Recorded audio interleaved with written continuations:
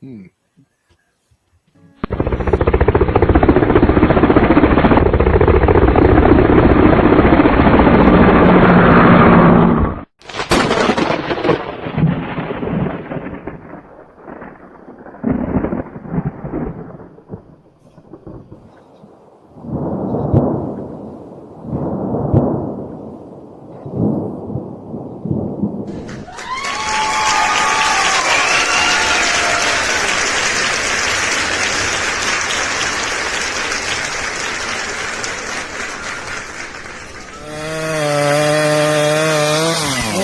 it goes.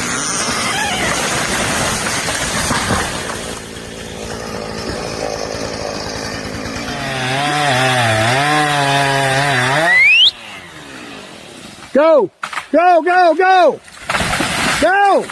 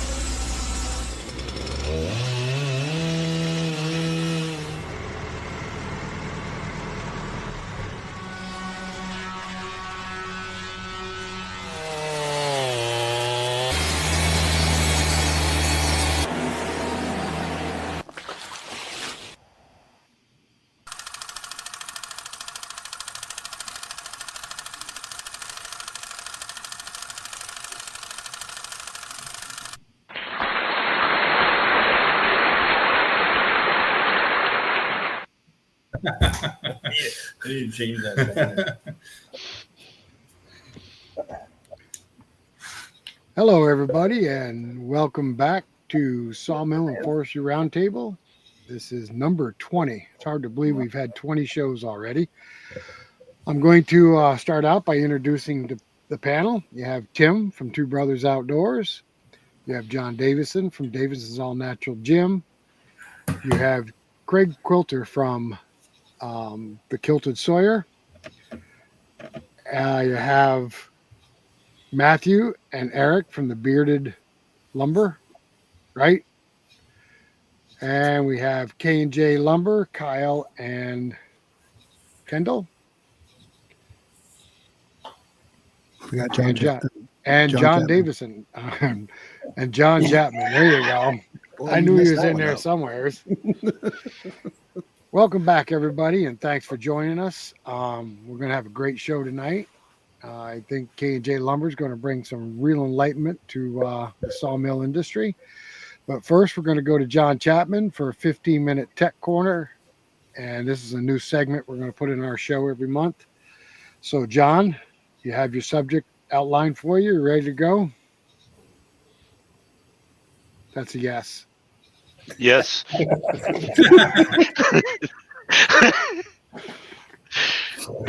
All right. I'm just going to cover some things that I did a little research, compiled some notes. This is about ways to promote your business and to sell items. It's a very light overview of some of this. I've got John, if you could go ahead and share my screen, my second screen. There we go. So this is kind of some business and products promotion. This list is just some ideas, and if you have any, feel free to email me at johnc@sawmillsandlumber.com. So out of priority, this is my opinion. Not a single one of these are mandatory, but they all do work together, and I think they are all essential. The first thing is you need your own website for your business, preferably something like yourbusinessname.com. Not everybody's going to have that. And so you can actually go, well, I'll get to there in a minute. Yeah. The next thing is your Google business profile, which I think this is absolutely essential. Next is YouTube, which is the largest search engine. They're now promoting new users. They're promoting more authentic, less polished videos.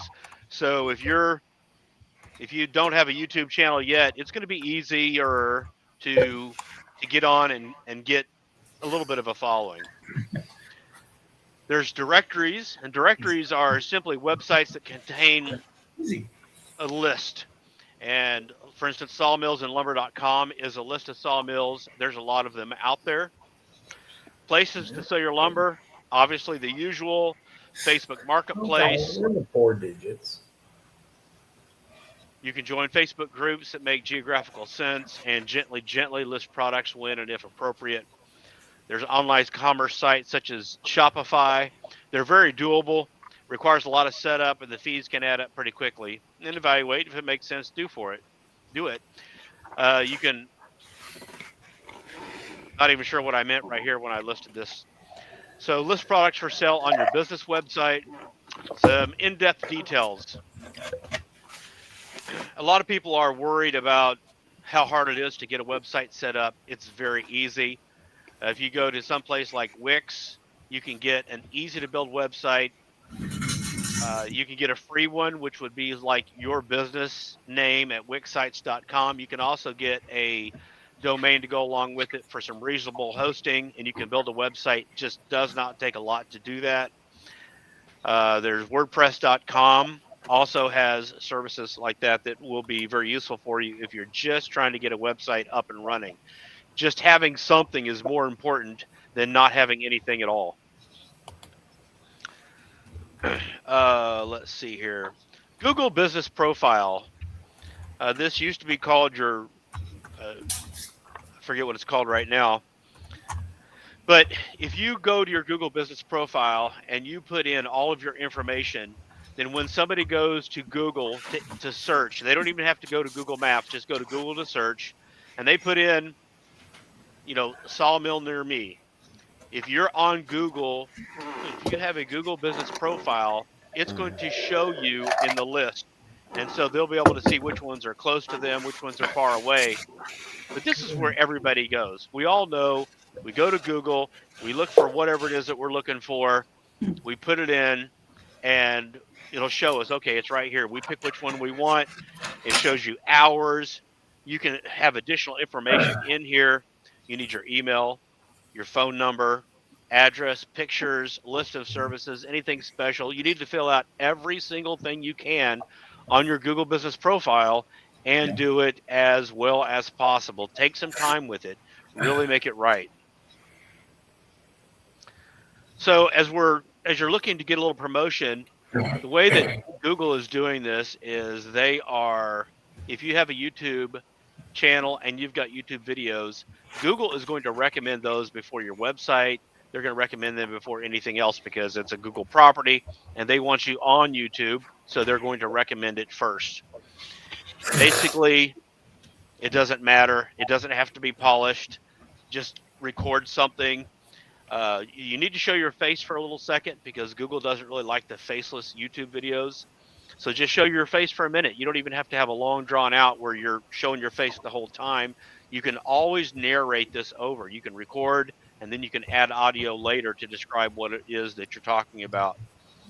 So moving on from that, you have directories, like for instance, these two websites here, sawmillsandlumber.com, which is mine, sawmillfinder.com. You can find sawmills in all 50 states. There's local sawmill directories. For instance, I did a search, and like in Pennsylvania, there's this one here. In Virginia, there's this one here. It says sawmill.directory, but the only sawmills they list are sawmills in Virginia. And if you're not in Virginia, well, that's not useful for you. Wood-Mizer has one. I noticed that this particular site here, this is a long URL. You could go to sawmilltrader.com and search, but if you went to this particular link, it would show you people that have sawmill services. There's custom niche products that you could sell and promote. For instance, like the stakes that's made by Two Brothers Outdoors. I mean, this is made by they're made by two brothers, but they're used by surveyors and who else was it? Somebody else you mentioned. Anyway, contractors or something. Yeah, landscapers. Landscapers. So we're going to need this all across the United States. So this is a niche product, but Two Brothers Outdoors aren't going to be doing too much in California. So that's just an idea. I was thinking today, like local artisans. I know a lot of times people are doing repairing old buildings and they need beams and different things like this. So maybe reach out to those type of people so that they would contact you. I'm just trying to think of what can we sell that's just not the standard, 2x4s, 2x8s, or whatever. Just something maybe a little bit more profit. And I really don't know that side of things. I was just thinking about it. I'm more knowledge on the computer side of things. So I know that there's people out there making tongue and groove flooring, siding, molding, and people buy it. So once you've gone through and you've done all of this, then you'd be ready to see where you could improve. But I would say start there. Once you get all that lined up, the very process of doing all that is going to teach you. You're going to learn about things. You're going to have ideas, and it's not going to seem so bewildering to you because you're going to be very familiar with it. So that's just kind of a summary of what I was thinking. There's this is available on the forestry website at. I'll tell you what that URL is here in a second. You'd think that I'd be a little bit more prepared. Where did I put it? I'll put it in the chat later. But that kind of summarizes what I was looking at. Oops, where'd you go? I can put you back on stage. I could say, John, that since you had us do a Google business and we put our mills on the map, we've had quite a few interactions from Google itself. That's really great. Yeah, since we set up the business page. And that's absolutely free, guys. We get a lot of people calling us just off our YouTube videos. They see what we do, and yeah, we've had people come from hours away just to buy our stuff. That's So, awesome. Eric and Matthew, do you guys have a business Google page? Yes, yeah. Okay. I've got a website built, waiting on a guy. He sent me a preliminary on it. He's going to come by next week. I wanted something a little more high end. Actually want every video that we produce on YouTube to hit our website. It's going to be a little more than your low end budget one. There'll be a monthly maintenance fee, but I see the value in it, not only from growing our YouTube business, but growing our sawmill business. Yep. People nowadays, we're the same way. If I was in Florida a week ago, and if I wanted to do anything, hey, Google, restaurant near me. Yep. Right. Everybody does it. So you got to have it out there. All your Google stuff is generally free. It can sometimes be a little aggravating, but once you get all your data in there, it's there. Well, I was very shocked how much interaction we've had from Google, and we've only been on there since last month when it was suggested to us. So it's done well for us. Yeah. It's put us on the map. John Chapman, to elaborate a little bit more on your sawmills and lumber, what would somebody have to do to go in there and list their sawmill?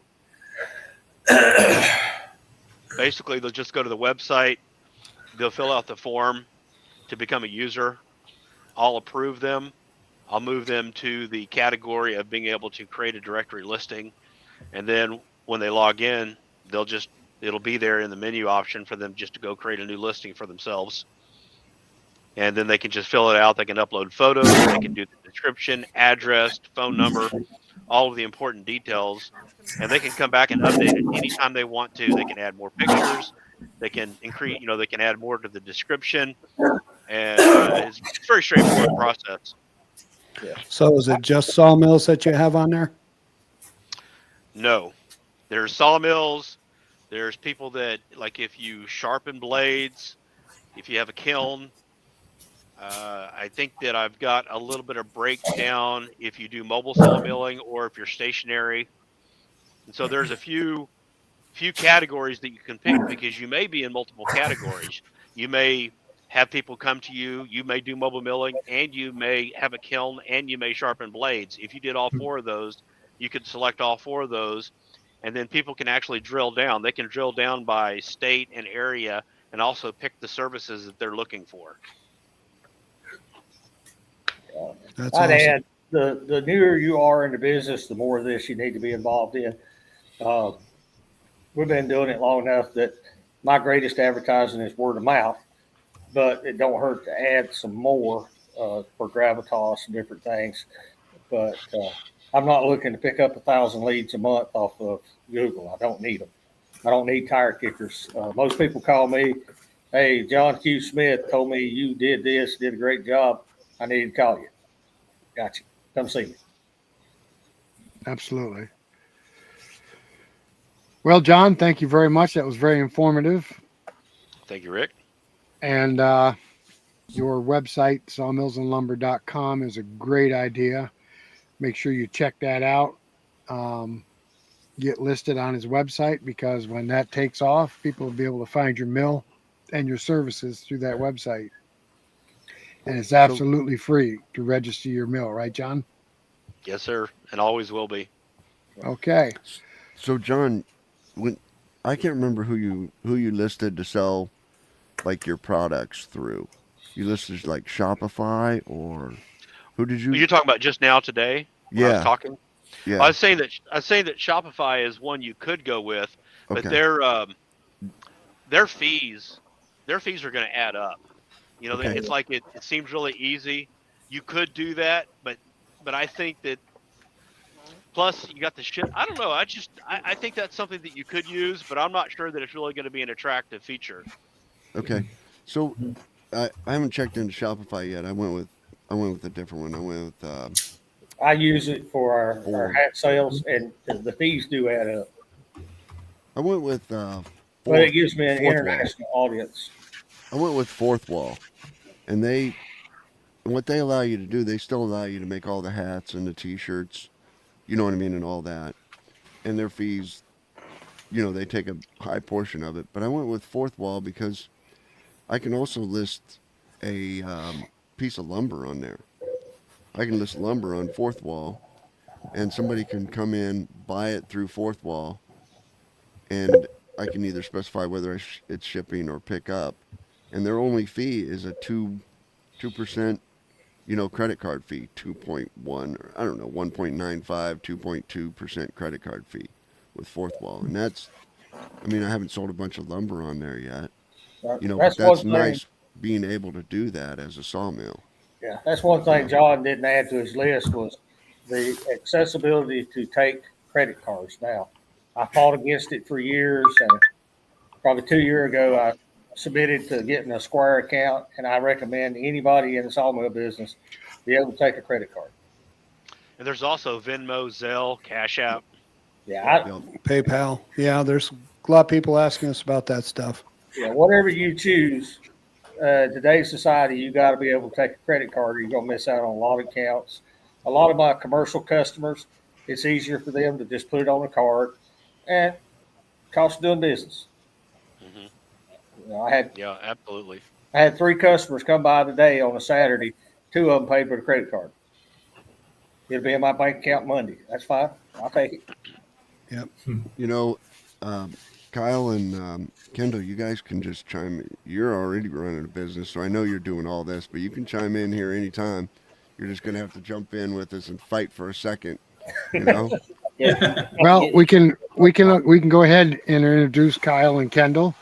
Kyle and Kendall is with K&J Lumber. They're our guests tonight, and they can explain to us how they got started, what got you in the lumber business, and what inspired you to get started in sawmilling. So tell us about yourselves. Go ahead. Sure. Well, thanks again for having us here tonight. So I am the second owner of this company, kind of. Originally, when I was like 21 years old, I started working for the Pallet Man was the name of the company at that point in time. After working for him for like, I don't know, I can't remember. I think it was about 14 years I worked for him. Then I bought him out, changed the name over to K&J Lumber Products. And then probably 3 or 4 years. How long have you worked here, Kyle? Yep. About 3 or 4 years ago, I went on a list and I hired Kyle. And he knew nothing about wood at all. And so, but he said he could sell things. So I believed him. And it's been a good thing. And then Kyle has really taken off on the YouTube channel and on just developing our website. And he's done a lot of different good things for us. So it's been real good. Where are you guys located? A lot of people think that I'm the K in K&J, and I have to quickly tell, especially when they want deals or discounts. They really come at me thinking I'm the owner, and I have to remind them that I'm just a sales guy. Sorry, no free lumber here. Now, Just if tell you got, just tell them you're the owner, and there's still no free lumber. there you go. Yeah. If you guys out there have ever caught their YouTube channel, Kyle's a comedian. I enjoy watching their YouTube channel. He brings some life to it. Yeah, Makes it entertaining.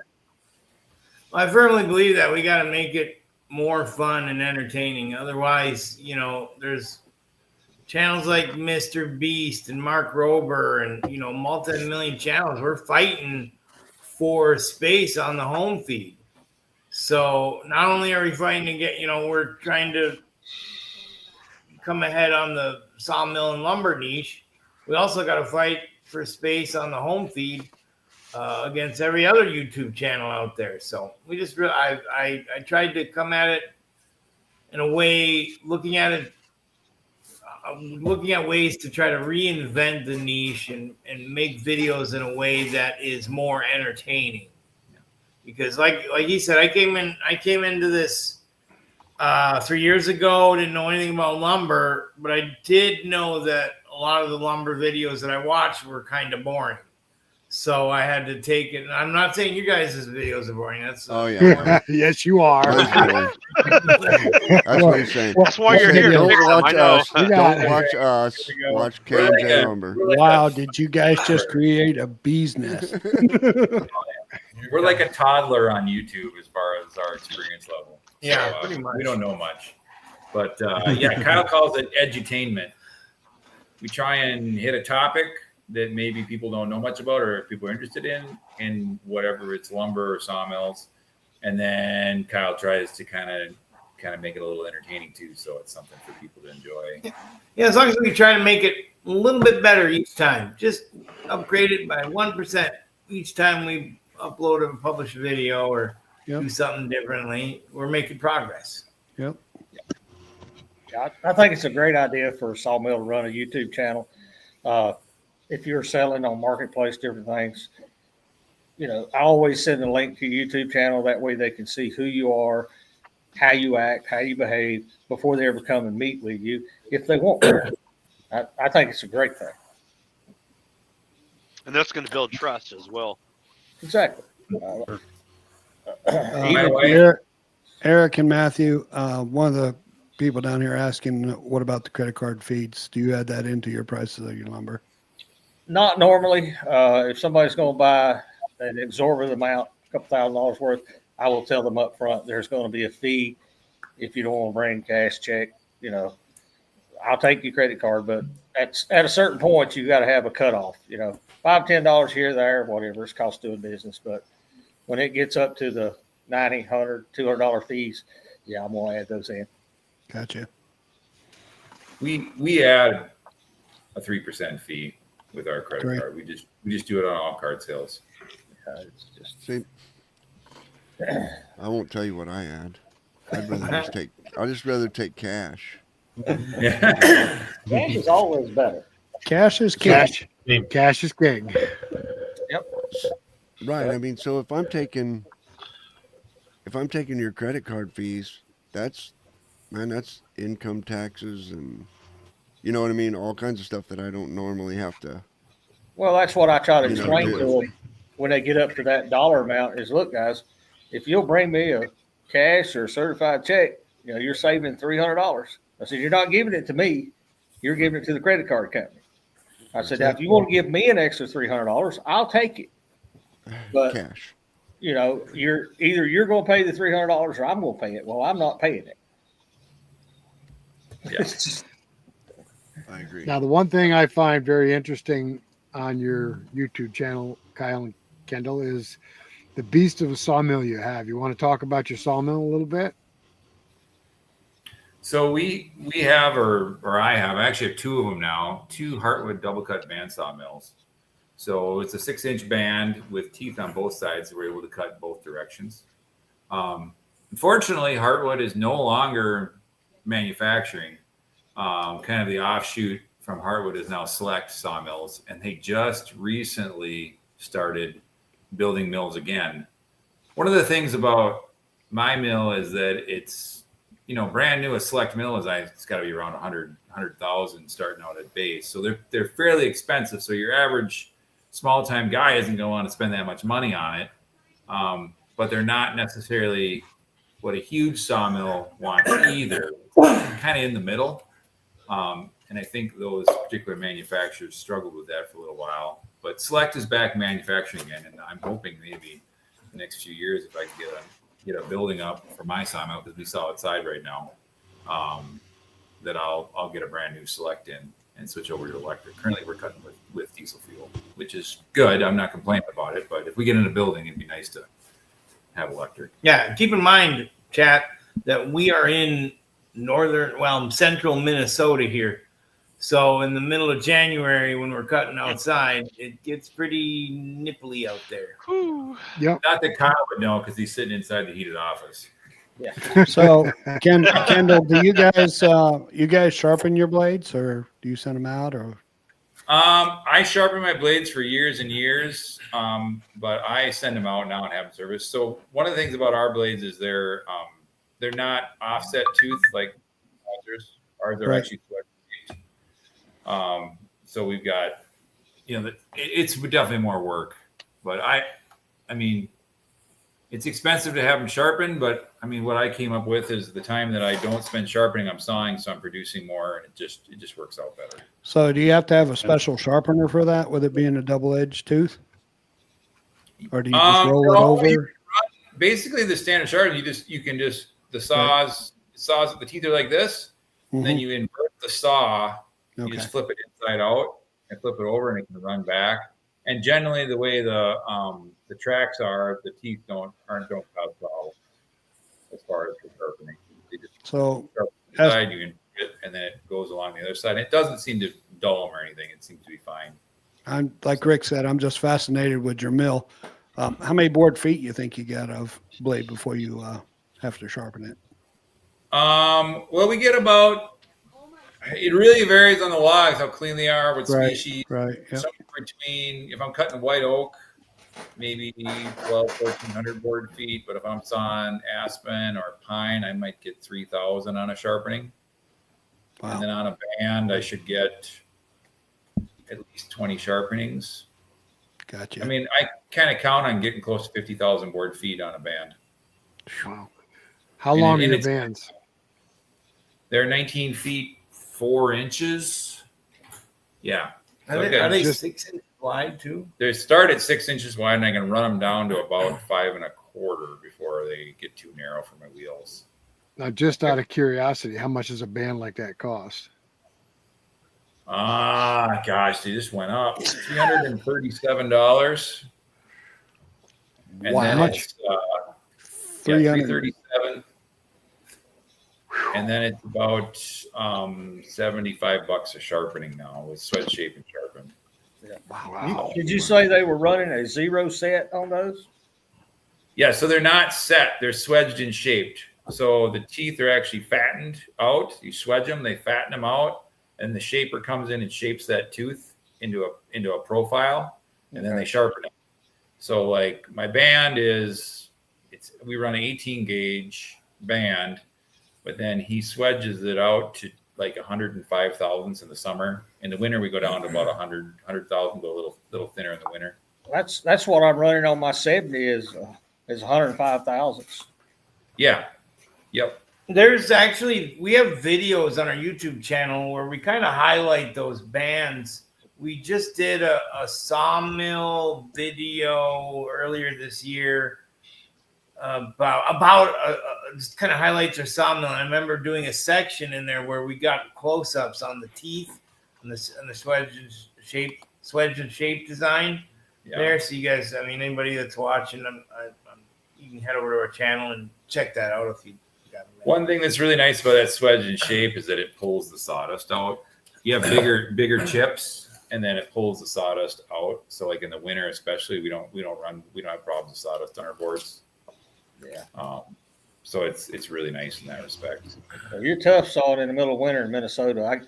We're in a building. We're not in the rain, but I get people all the time. Well, you need to heat your building. I said no. When it gets that cold, I'm gonna heat myself in the house. Tomorrow's another day. Yeah.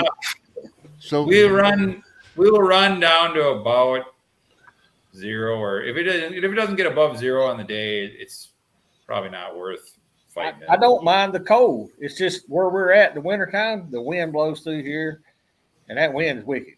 The cold is irrelevant, but you get a 15 mile an hour breeze, we're gonna close the doors, work on something inside, or go to the house. Well, I'm not gonna lie to you.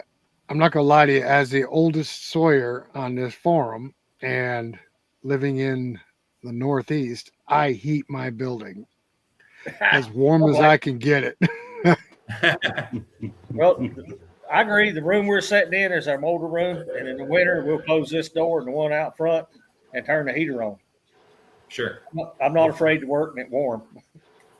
Yeah. Selling lumber inside here, I also heat this building as warm as I can get it. They have salesman good gold. Nice. Well, it's possible this fall we're going to put up a shed for the mill. We'll see what happens. I'm hoping that happens because it gives me an excuse to not only I can film it, and then also we will be moving some operations around, and that'll open up some opportunities to have a slab room in our kiln dried warehouse behind me. Behind me, we've got a warehouse that's full of kiln dried finished grade lumber. By the way, if you're watching anywhere local here in Minnesota, come check us out. We got kiln dried lumber along with our rough sawn. There's my that's his pitch. That's his Right salesman pitch right there.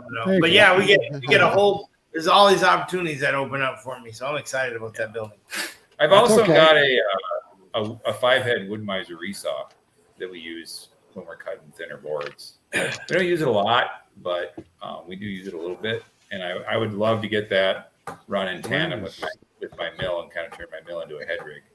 Now, if y'all want to see a shed, you need to go look at Craig's channel.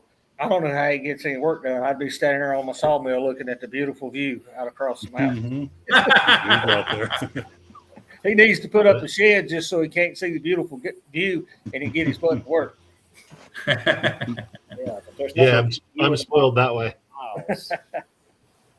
Well, I hate to tell you this, but Craig's running on about half the oxygen the rest of us run on. That explains a lot. Yeah. So where do you guys advertise? Where do you do any advertising besides YouTube? Besides, All right, Kyle. Yeah, that's my wheelhouse. I'm not only with the YouTube. I call myself the YouTube monkey around here. And not only do that, we have a website, knjlumber.com, for all of our local sales here in Minnesota.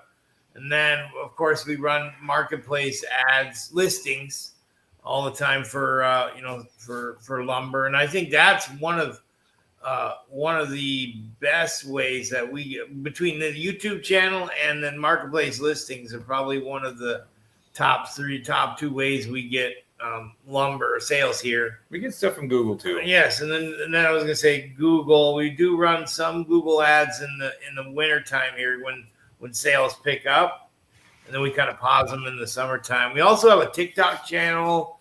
We're on Instagram, we got a Facebook page.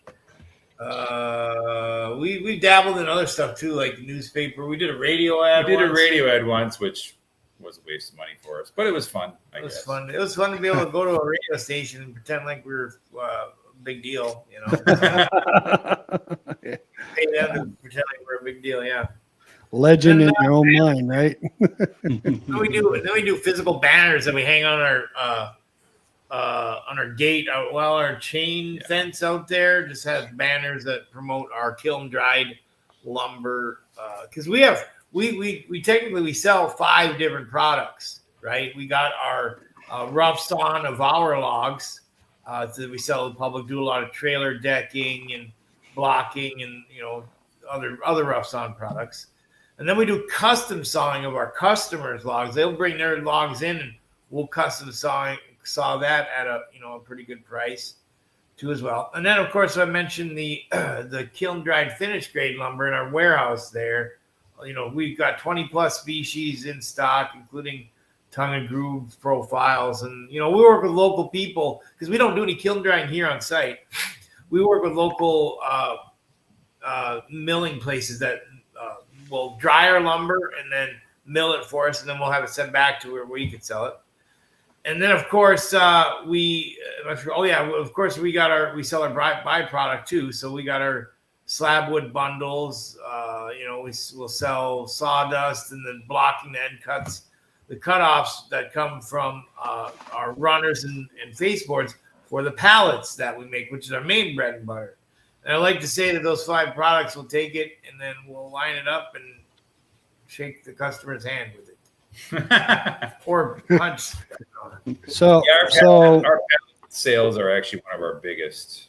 That's our largest. That's the main bread and butter. Income. So when you cut up customers' logs and you hit metal, do you charge them per blade? I charge $100 for every nail I hit, which doesn't really cover my blade. But a lot of times if I hit a nail, I'll lose a couple teeth. They can weld teeth back on. If my blade's cracked, they can weld them. I mean, it costs. I always say nobody wins when I hit metal. I don't win and the customer doesn't win. Yeah. But I actually have a metal detector because a lot of times on custom sawing logs, I'll scan the logs. This is a point. Chat, listen up too. This is a point that I've literally want to tear my mustache off about. Whenever I see a video of somebody hitting metal in a log, right, and go to the comment section, and they're all talking about does metal detectors cost more than saw blades? Yeah. And I'd like to tell them it's hard to get this point across to those people that not only do you have to have a metal detector, you got to have a guy that's standing there scanning hundreds of logs per day. And you're paying that guy to stand there and scan all them logs, over a longer period of time. It's probably cheaper just to buy a new blade. Yeah. Also, I think it depends on how deep that metal is too, because if it's pretty deep, I don't think that detector is going to detect it. Yeah. Yeah. I actually hit through the middle either way. Yeah. Well, Kyle, if you ever decide to rip your mustache off, give me a call. I had one time I was cutting. And make sure the camera's running. We have a question from Brett. Let's see if I can put it up on screen. Slab wood bundles are you talking about? What kind of slab wood bundles are you talking about? I guess I don't really. So the slab wood, when we say slab wood, and I don't know if everyone's familiar with this, but our slab wood is just the outsides, the parts of the log, the parts that we don't use in the sawmill, any edgings, if we edge off bark, all those things. And so we kind of differentiate our slab wood bundles into 2 different categories. We have softwoods, which is obviously pine, but then we also lump in popple and basswood and cottonwood, any of the real low density hardwoods. Aspen. That's popple. That's pretty close. It's called the same here in Minnesota. And then our hardwoods are all like the oak, ash, maple, pretty much. Walnut or cherry or any of that stuff is all. How big's the bundle? How many in the bundle? And how much you said it was? We shoot for about 2/3 of the cord per bundle. And right now we sell our softwood bundles for $10 because I really want to get rid of them. And our hardwood bundles are $75 a piece.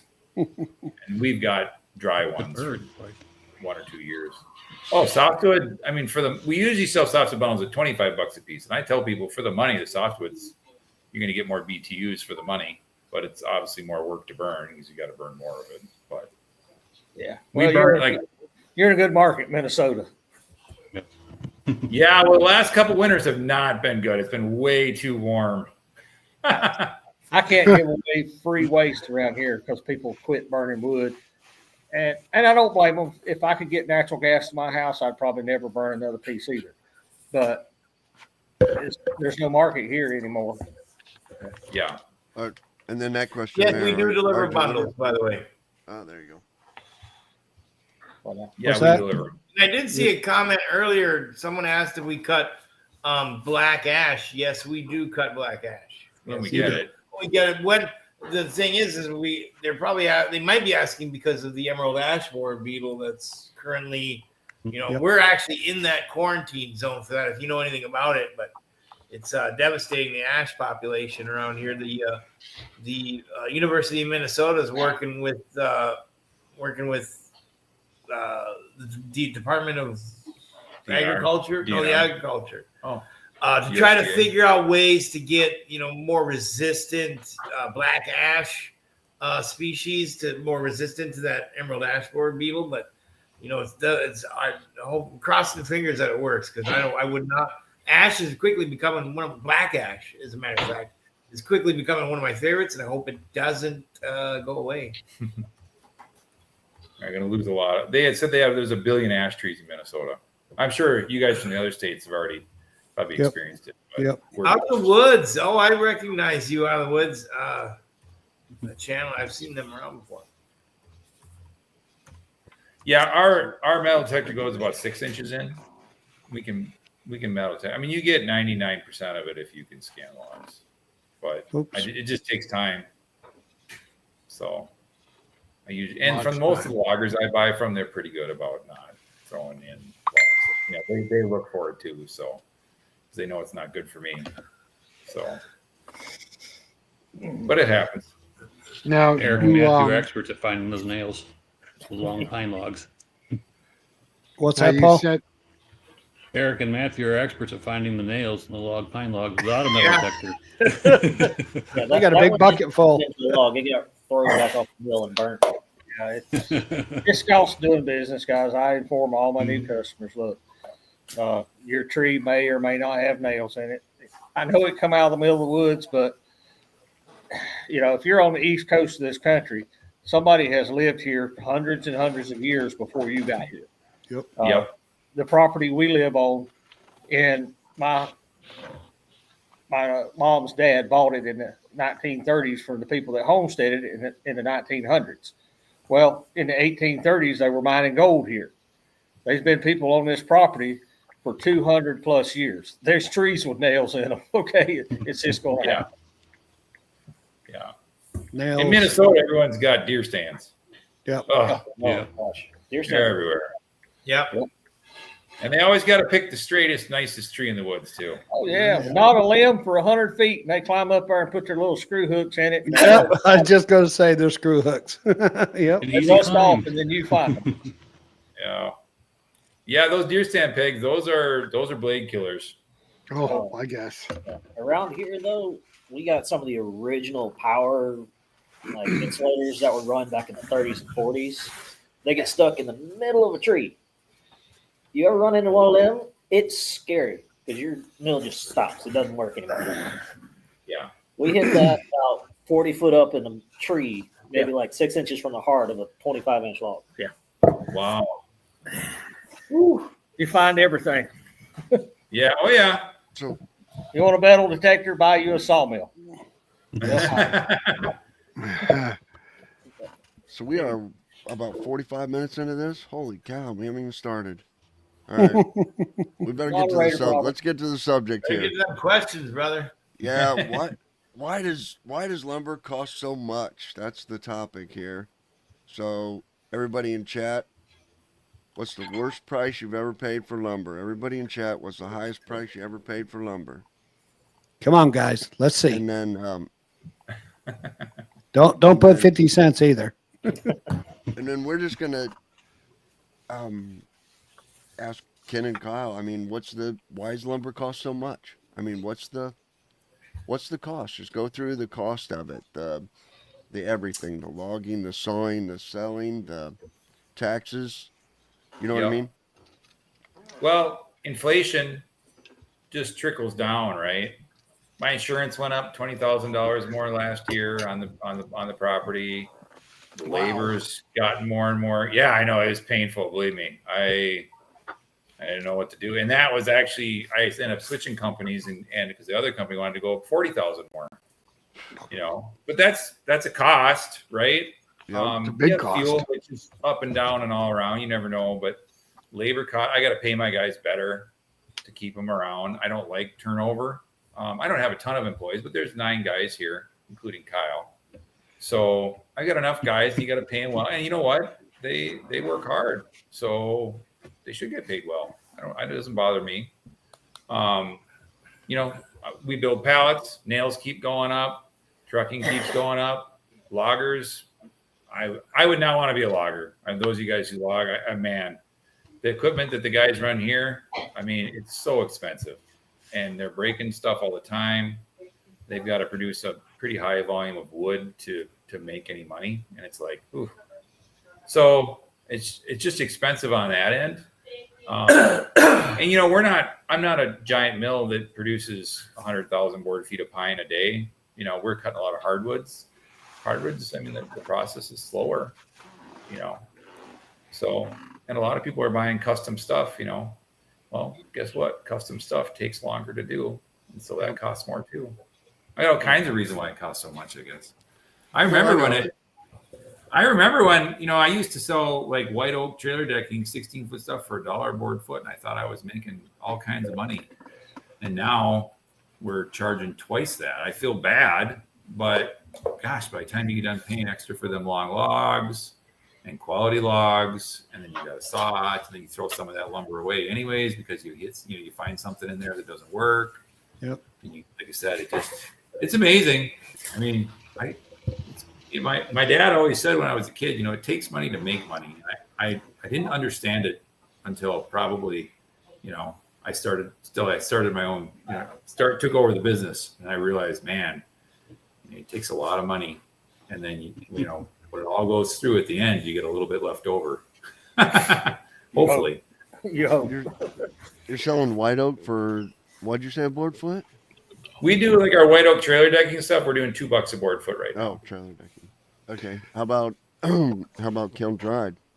The hardwood, the nice whatever quarters. Just a rough price. I'm not going to quote you on it. Our 4-quarter price, straight line, hit or miss planed, will be $5.50 per board foot. Yeah, okay. That's pretty standard across the country. Yep, that's where I'm at. Yeah. Yeah. Now your trailer decking, you're not providing number one quality. They're gonna get 2, 3, right? Well, here's a unique thing about us. I mean, I do cut some rustic white oak because people want it. But so my primary product is pallets. So any low grade lumber, anything low grade goes in my pallets. Oh, that's nice. I tell Kyle, like, oh, we need this. Like, well, I don't know when I'm gonna get it. I could saw red oak and white oak today. I didn't save a single board. But if I get in a nice run of logs, or I get a nice log, I'll pull a few boards off of it of real nice lumber when I can. But I could go a month without saving a board, and then on a given day I could save 500 board feet because I'm in a really, some really special wood. Yeah. So I only save I normally grade it kind of the other way. If I'm picking out a log for trailer decking, I'll pick a 2 or 3 log and save number one for somebody that's wanting a slab or flooring or whatever. But you're sawing more because you got an end use over here at the pallet mill. We do the same thing with pine. I saw a ton of pine, and you could make T&G ceiling boards out of any grade of pine. It don't matter. The more knots, the prettier. So I understand where you're coming from. We do the same thing, but we do it with pine, not oak. Sure. Now, Yeah. let me ask you a question about pallets. You say you put pallets together. I haven't been around a pallet business in quite some time, but I know like 20 years ago, a pallet company was running razor thin margin for profits. Is it still that way now? Yeah, it's definitely a higher volume high volume, low margin business. We build some specialty skids for steel companies, so they're big and heavy duty. They're putting like 8,000 or 10,000 pounds of steel on every one of our sheets of steel on our pallets. So our little pallets are 4x8. Our big pallets are 6x12s. You know, and they got 4 stringers or 3x4 stringers. They're very heavy duty. I'm in a niche market as far as pallets are concerned. Okay. But yeah, and it's not a high margin, it's a volume thing. You know, Right. I always tell the guys first 1,000 board feet in the day, and we cut maybe four. We had a 5,500 on Thursday. That's a pretty good day. I said the first 3,000 feet is just for me to break even. So gets on, boys. Yeah, I guess. Yep. So what was the next one? So I guess that kind of answered that question, didn't it? That was a tip for John. You versus a lumber yard. You know, you ever tell anybody to go to the lumber yard instead of you? Do you ever? Oh yeah. Okay. Yeah. Do you ever tell? Someone calls That's up. half my job. Yeah. Someone will call up looking for plywood. We don't make plywood. And we're very niche Yeah. product. If someone calls me and is like, hey, you know, the 2x4s at so-and-so are really expensive. Can you cut them for me? I'm like, I can, but I don't want to cut them cheaper than what they're selling me. I just go buy from them. You know, Right. by the time I get done with The only 2x4s, 2x6s I volunteer to cut is if customers bring me a log, and then they're only paying for the saw bill. They're not paying for me buying the log, and then come out okay. But if you're wanting 100 2x4s, I'll tell you to go to Lowe's. You get them kiln dried cheaper, and they're ready to pick up today. yeah. Oh, I agree. Sometimes you get people who have old barns or something where they need the full. Yeah, if you want a true 2x4, then you come to the right place. Yep. I can't get enough of the way you Southern people say 2x4. 2x4. 2x4. Mm-hmm. 2x4. If you come down here and cause trouble, you get a 2x4 upside your head. Wow. Out. So do you ever do any availability? You know, is there a walnut that you're short on and you do a price is high on your walnut? Do you ever do any of that? Like during the winter you sell walnut cheap and during the summer you sell it high, or when you get walnut do you sell it cheaper or higher? Is there any of that? None? I'm just asking. There doesn't have to be. It depends on what it costs us to get it. Honestly, we cut very little walnut up here. We're at the very northern edge of its range. So I actually bring it in. I bring it in from one of the millwork guys brings it in from Pennsylvania or Ohio, and then I just buy it from him, and then we just have to mark it up to make some money. And really, with walnut, especially black walnut, it's just a convenience for some customers because if they're coming to buy walnut, I get them in to show them the white oak. I get to show them the red oak, the quarter sawn lumber, the cherry that we have. We show them our maple products and everything else. So that, it keeps them in mind so that when they, we're not really making much of a margin off the walnut, but hopefully they'll come back for other products too. Yeah. Have you guys considered adding a kiln to your business? I only have so much time in the day. That's what it comes down. And the two guys who are local, they do a great job and they know what they're doing. And so we got a pretty good business relationship with them. And so I'm just happy to keep it that way for now. Yeah. So you farm out to a kiln. Yep. The kiln and the milling. So we don't do any milling here. We have a planer that we don't like to use. So I tell people if we started doing that, I wouldn't be posting videos anymore. I'd just be planing all day. There are days I'd much rather run the planer than the sawmill. Yeah, well, that's good because in your market, you're providing work to other businesses, kiln drying and finish processing your lumber. Yeah, that's great. I got a guy here locally that runs a retail storefront, and we'll do some odds and ends for him. That's going right in his storefront, and I don't mind it. It puts money in my pocket, puts money in his too. Yeah, absolutely. We kiln dry public at other Sawyers as well.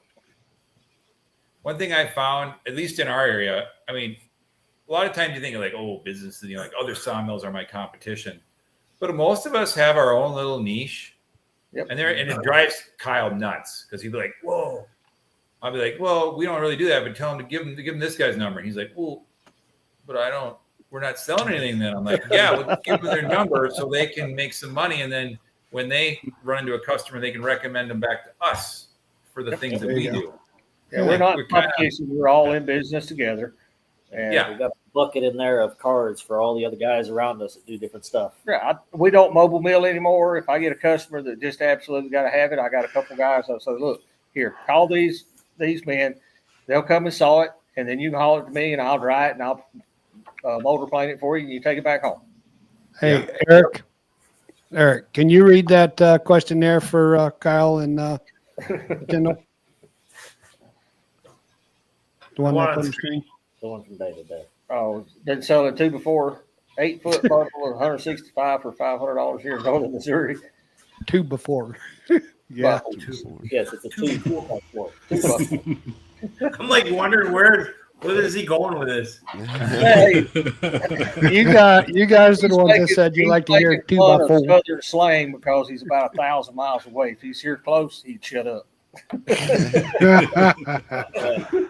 Oh, I don't know if he's got enough sense to shut up. no, I do not. I always tell, I have people come and if they don't like our prices or like 2x4s, I'm like, well, if you find someone cheaper, go with them. Do it. Yeah. I'm not. And when they go out of business, come back to us. Yeah. Or the best is, well, so-and-so sells a bit. Okay, great. Well, I'm not, well, why don't you get more from them? Well, they don't have any more. Like, Yeah. Okay, well, do you want that white oak trailer decking or do you want to wait for that guy to get more logs? Well, he hasn't gotten logs in 6 months. Oh, no. What do you want to do? Crazy. Yeah. I run into that a lot. Yeah. Right up the road, they're selling 4x4s for this price. I said, well, go Go get back them up up there. there. He doesn't have any. I'm like, well, then I don't know what to tell you. You can either pay my price or you can wait for him. I don't know. Yeah. I don't we know get- pricing. When you ask me what something costs, that's what it is. Last thing we want to do is race to the bottom here, folks. No, Yeah, exactly. I sell my lumber at a number that I'm comfortable with, and that may be cheaper than somebody else, and it may be more expensive, but it's a number I'm happy with. And when I tell you that number, that's it. There's no volume discount. Now I've got some rainbow poplar come out of the kiln over here the other day, about 30 slabs. The only discounts you're going to get is if you buy 30 and they leave here and they're out of my way. Yep. We do a little if you get over 100 board feet of kiln dried lumber, we'll do a 5% discount. And I think if you buy 500 board feet, 10%. They're the same. Yeah, that's like a bundle though. Yeah, same. A bundle price where we can just pick it up with a forklift, set it on your trailer, and wave you by. But that's in face. That's person to person. And they're placing an order. They're spending money. That's not on Facebook Marketplace discounting your product. Correct. Right. Correct. I usually tell customers all the time, you make it easy for me, I'll make it easy for you. The minute I'm standing around for 2 hours while you're looking at one board, it's going to be tough for both of us. Brett asked if we're afraid to lose a customer. No, I don't want to lose any customers, but I'm in a profit-oriented business. If I can't make a profit, why am I here? Correct. Yeah. And it's not up to you to tell me what my profit is. I know that. It's up to me to tell you a number that you can buy my product that I'm happy with. And if you're happy with it, we'll shake hands and you got a thing to go home with. Yeah. Yep. I mean, you get a mirror. I've had people come in and you dick around for, like Kyle said, for an hour and a half or whatever, and they leave buying one board. The next guy comes in and says, well, I need some, 4-quarter cherry. Well, I got a little leaning up there. Yeah, that'll all work.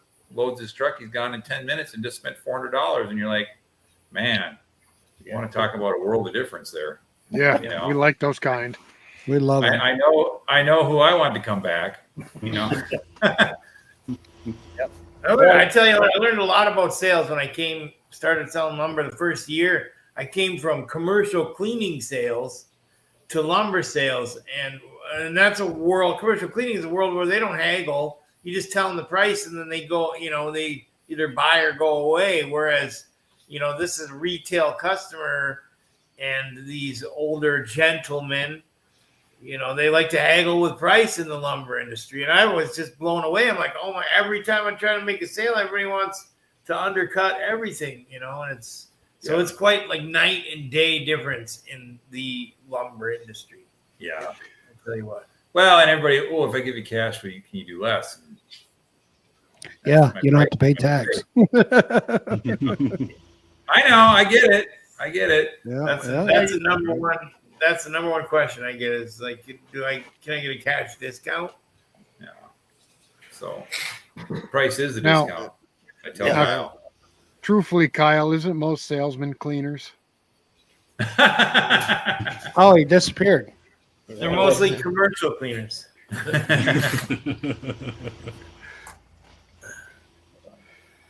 I've ordered some decking for my trailer. Chat says I've ordered some decking for my trailer. Made a mistake. Ordered it, and when it's too thick to go into slots on the side, and thinking about a cheap electric planer. That or they could just, if they got Just a belt sander, call your local sawmill. There's a grizzly sitting right here. We'll run it for you. And I'm sure these other sawmill guys have got a planer. They can run the whole deck or those two boards. Ain't no spending $600 on a DeWalt planer when they set one sitting right here. We run by the hour by the board foot. Yeah. Just do a Google search, local milling near me. Bada bing, bada boom. Exactly. Yep, that's what John was just talking about tonight. Now, what's nice is when There you somebody go. orders, Sawmillsandlumber.com. Correct. yeah. List your what we planer like is and- when somebody orders 2x6s or 2x8s, and then they come back and they're like, they're too thick. And I'm like, well, we can put them back on the sawmill for you and bring them down to 6/4, but it's going to cost you some extra money. Well, We like those kind. I'll be honest with you guys. I don't use the quarter system because our wood miser, just like everybody's sawmill, saws on the 1/16 of an inch or 32nd. I ask people, what do you want? Do you want a 2-inch by 4-inch, or do you want an 1.5 by 3.5? I said, we cut the exact dimension you order. What do you want? Well, some people have the assumption they say I want a 5/4 board, and they're expecting you to give them an 1.5 inch, give them a 3/4 inch. No, I cut what you want. If you want an 1.25 inch board, that's what I'll cut, and you can take home with you. It just alleviates that issue at the end of them not getting exactly what they wanted. Oh, yeah. We got customers come in that don't understand the quarter system at all anyway. No, right. Yeah. Correct. If you ever read up on the quarter system, it varies from area to area. People say, I'm cutting 4/4 boards. Well, they're actually cutting them at 5/4. Well, why didn't you just say 5/4 boards? So I don't do it. I don't talk to my customers in quarters. I talk to them in inches and fractions of inches, and we get down to exactly what they want. Brass tacks. Yeah. We do the same thing, especially on trailer decking. Well, what do you want? Do you want a full 2-inch? Do you want 1.5 inches? Like, tell me what you want, and then I get, and you pay for what you want. You only get an 1.5 inch. I'm only charging you for 1.5 inches. Yeah. If you need the 2-inch, well, you got to pay for the 2-inch. Like it is what it is. Yeah. I tried to when I got in the sawmill world, and I couldn't make sense of it because the rules weren't the same across the country. And I'm like, we got an inch scale in imperial. Let's just use it. It's simplified. Yeah.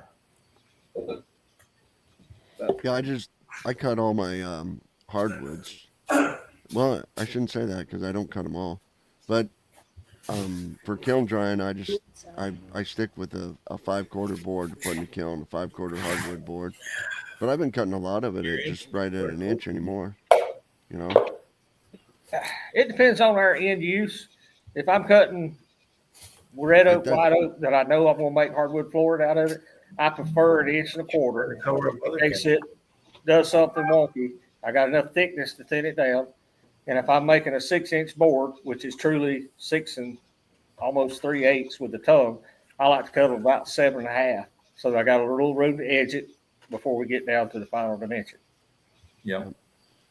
Yeah, a lot of people don't realize how much wood you waste when you do milling or paneling or flooring. Yeah. Oh, yeah. It's profound. Well, if you're shooting for a 6-inch board and you don't cut enough green width, well, now you're making 5-inch boards. And you're Yep. throwing away even more. And it depends on the species. Now, pine around here, we cut pine at 1 1/16 inch. And if we're doing 6-inch boards, I'll cut them at 6 1/2. And that will make a perfect 3/4 by 6-inch board. But there's not much shrinkage either way on pine. But oak, sweet gum, maple, different species, you got to add in the shrink as you're drying that wood. Yeah. And I think that's another aspect where people don't realize where the cost of lumber comes into play because it's all about how much lumber or how much fiber is in a piece of lumber and how much fiber has been taken away from it. Starting from the logger that brings the logs, the sawmill has waste, and then after it goes down to the kiln, there's some waste there from shrinkage, and then it goes to milling. There's some waste there, sawdust being made there. And then when it gets to the customer, back to us and to the customer, they're looking at this board with an audit. They see they got to cut that away. And they're like, well, can I get a discount because I'm not going to be able to use this? Right? And I'm like, well, I'd like to, we'd like to account for the costs that, for all that fiber that was taken away beforehand. You know what I mean? That's why. And then they're like, so they wonder why lumber is so expensive. It's because we're counting for all the costs of the fiber that's in a sawdust pile out back now. Yep. And I'm just passing it down to the customer. So, well, and you run into like even the grading of first and second or select and better. Yep. Well, I can't use the whole board. Well, yeah, but the grading is only 85% needs to be used. So Correct. if you want to pay for the next level up, I mean, sure, but it's just interesting. But and then the more people that have done woodworking, usually the better customer they are. Yeah, usually people that know the woodworking, know the process, they understand it, and they're like, okay, yes, I'm willing to, we pay it and load up quick. It's the newer people, the people that don't really do it that often, that are really try to, become cheapskates at first, and then eventually they learn later on. Well, I use the example. If you want a 1x6, 8-foot long, perfect, go to Lowe's, and they're about $80, $90. Okay. They're $12, $15 a board foot. I'm selling you a 8-foot board that's 90% usable. Will it fit your needs? And it's in the $6 board foot range. Yeah, it's exactly. the same product, but Lowe's only sells that number one grade, and you've been there when you went and got one. Yeah, that's for sure. Yeah, yeah, it's amazing how expensive. Here we have Menards, but I go in there and look at their board price line. My jaw just drops open. I can't believe how much they charge. They're wrapped in plastic, I guess. So they're nice. S4. Do you guys have any poplar in Minnesota? So we have what we call them poplar. We have aspen. We don't have poplar from up west. Well, down here we have a lot of poplar. If you go to Lowe's, the majority of their white wood that they sell for molding, trim stuff is a poplar or a variation. And that stuff is just off the charts expensive. Yeah. And I'm like, Lord have mercy. We sell a ton of white pine, yellow pine here for, like I say, tongue and groove, V-groove, exterior siding. And it's a product that Lowe's don't carry. They don't carry any kind of rough cut dimensional lumber for an exterior use. Yeah. But now we have a type of aspen here, and the bigger trees, almost all of them have rot in the center. Do you have that issue out there in Minnesota? Oh yeah. So the quaking aspen are just about junk. As soon as they get to about 10, 11 inches in diameter, then they get we call them punky. Right. Minnesota, so in the last 100 years, has been a pulp, right? And so they clear cut aspen stands, and then aspen regenerates all the roots. But the quality of the timber that comes up behind the original growth is pretty low. if you can get into what we call big tooth aspen or yellow popple, those can grow really nice. But still, I mean, yeah, we cut a lot of 10-foot material for our pallets. I buy 10-foot aspen, but I tell you what, loggers got to be in the right woods. Yeah. If the quality isn't there, they won't cut any of it 10-foot because they end up with 2-foot chunks that got to go to the pulp mill, or they lop 2 feet off and they end up with a pile of 2-foot chunks. So they don't like doing that. So yeah, quality on that. We got some out of Wisconsin a couple times. Oh, they were like barrels. They were just huge. Every one of them, they were oversized for the pulp mill. So they were like 16-inch plus. And they were every one of them was just beautiful. White, right down to the pith. Just amazing.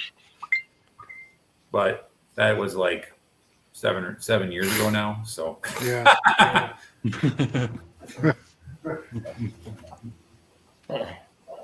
Now, since you run a pallet mill, do you box the heart on your oaks, or you just run it right on through to use it as pallet material? It's a good question. yeah, I'd save a little tiny bit of jagged lumber unless it's a really special log. Otherwise, I'm just sawing for pallet parts that I cut right to the pith. I don't have to worry about that at all. It's not a problem. That's a good business model, because you shouldn't have any waste, because if you can make something of a board, you can nail it down to a pallet, right? Yeah. Oh, yeah. Yeah. I mean, I like the grade mills around me. I don't want to say I feel sorry for them, but just my business model is so much easier because I can get decent money for my, once we put it in a pallet and ship it, you get decent money for it. It's a very consistent market. We ship pallets every week. So I never have a problem getting rid of my low grade. It's the high grade sometimes piles up in the shop there because I cut too much red oak and it's really nice and no one's buying it all of a sudden. Yeah. We've seen a turnaround on the red oak. People are buying red oak again now. Do you have species up there that you can't use? Like down here in the South, we have a post oak, a pin oak. I just seen a comment about it. And these lumbers are useless for anything other than pallet building. Sweet gum, like that's out there down here. You have any kind of trees like that in Minnesota? Well, cottonwood. Cottonwood. Cottonwood is one don't get me wrong, for pallets, I love it. It's awesome. They grow big, they grow straight, they have hardly any knots. You like that smell? It stinks. Yeah. The one that really, have you guys ever saw it's Balmagillium is what they call it up here. Balmagillium, or there's another name for it. It's a member of the popple family. It's really hard. Actually, it's a pretty dense popple, but it smells terrible. Even worse than cottonwood. Does your red oak stink in Minnesota? Our red oak, we have true reds. We also have a lot of pin oak, which goes pretty much into pin oak. Doesn't grow very nice, No. Especially in the sand. We got a lot of sand in our area just south of us. So if you get pin oak in the sand, it doesn't grow very good. In fact, half the time it won't even make pallet lumber. It's just so bad. It's just firewood. Fear Not Farm just commented something that sounds just like us. He's got sawmill 3 miles. Can't get them to do any work because they're backlogged with pallet lumber orders. Sounds like us. Sounds like us. Yeah, we got orders piling up, and it's tough to do them because we got commercial obligations that come first over the retail. So, well, you guys are in almost a commercial application to start with. That leaves room for other sawyers in your network to fill the gap. Yep. I actually have a guy who does portable sawing. I bring him in to do some work for us, for my customers. Yeah. And then I don't make as much, but at least I can service my customers when I'm too busy. Yep. So that works out pretty good. Yeah, I think that's the way to do it. Like you say, if you're making pallets, you're not searching for that walnut or that quarter sawn white oak or that, when you can do pallets all day long. Yeah. Oh, I love quarter sawn white oak. It's one of my favorites. So if I get a nice log, I usually block it up and get a little quarter and rift out of it. So that's what makes the one thing about pallets. They're great, but they are monotonous. If you can break it up and save a little bit of nice lumber off of something, some 8-quarter white oak or quarter saw, or a few cherry logs or a little butternut. Like that makes it really interesting for me. That's what I really like. And that's the smart thing to do. Yeah, you can cherry pick the best pieces of that log and send the rest of it into pallets, and you kept the primo pieces to use or sell. I like it. It's nice. Yeah, it's been good for us. So Kyle's got a whole room full of lumber though right now. He's got to sell some more. We're getting in the winter, at least in Minnesota. I don't know about down south, but I mean, in the winter is when people do woodworking. They're kind of stuck in their house, so they buy wood in the winter. So we'll start selling a lot more kiln dried lumber here in the next couple months. As a matter of fact, we're in big with the Minnesota Woodworkers Guild. I don't know if your state has their own Woodworkers Guild. I know there's a Woodworkers Guild of America, and I highly recommend that the chat or anybody get to know those people in the Woodworkers Guild, because those are your customers essentially. So with that being said, a lot of those woodworkers, whether they're in the guild or whatever, they're get locked up and get kind of antsy in the summertime. They want a springtime. They go out and they're going camping. They're not in their shops. They're in camping, fishing, and then by the fall they get hunting. And I say usually after deer season is over with, then that's when this kiln dried lumbers will pick up.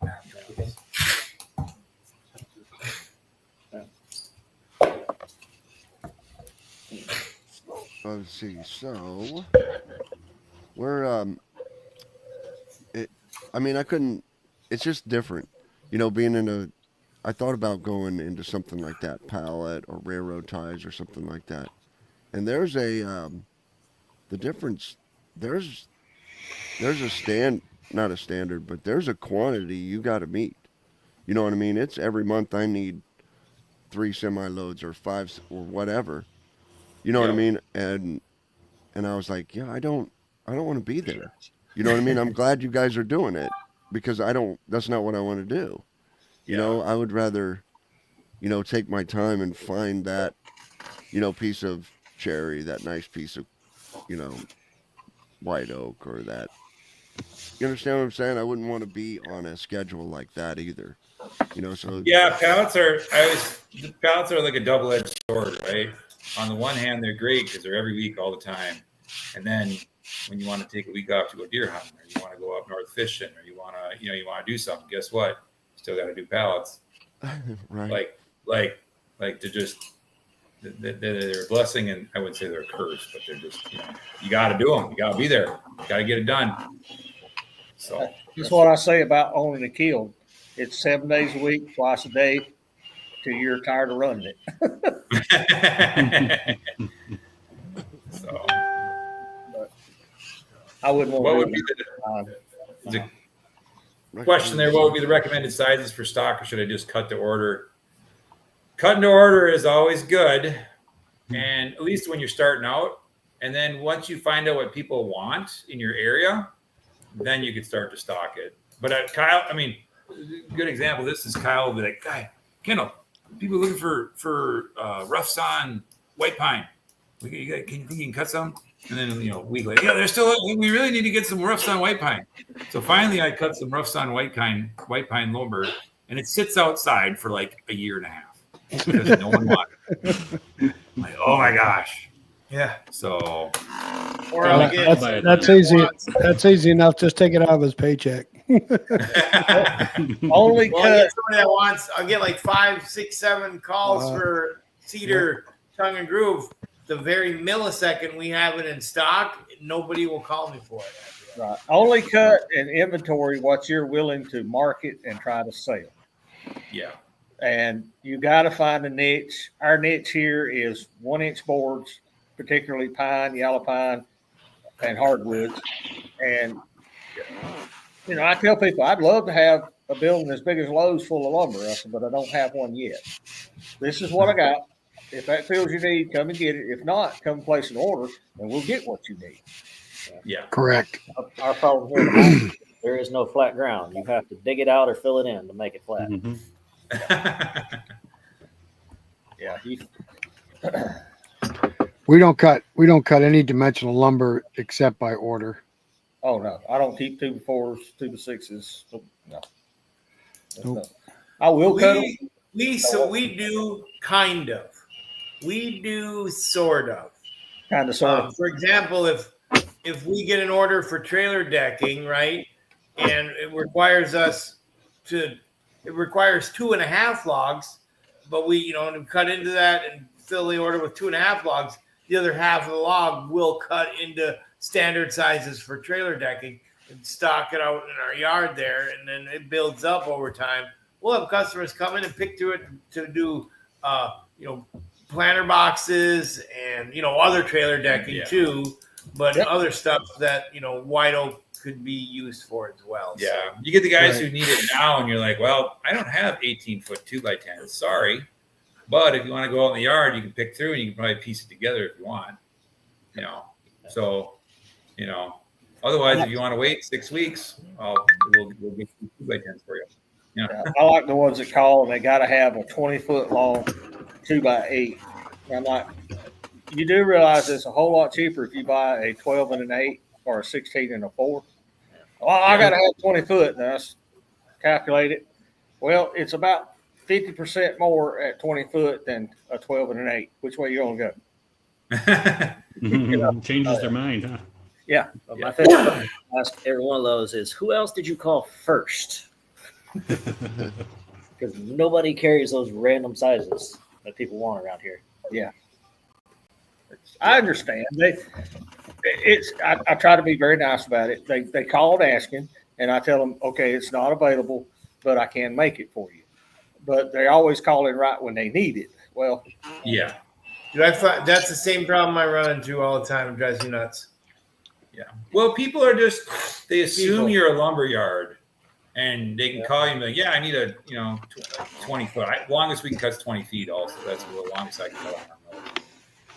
And they assume you've got it laying around, and it's like, no, I hate cutting 20 foot. It's the last thing I want to do. Yep. So I only do it when I absolutely have to.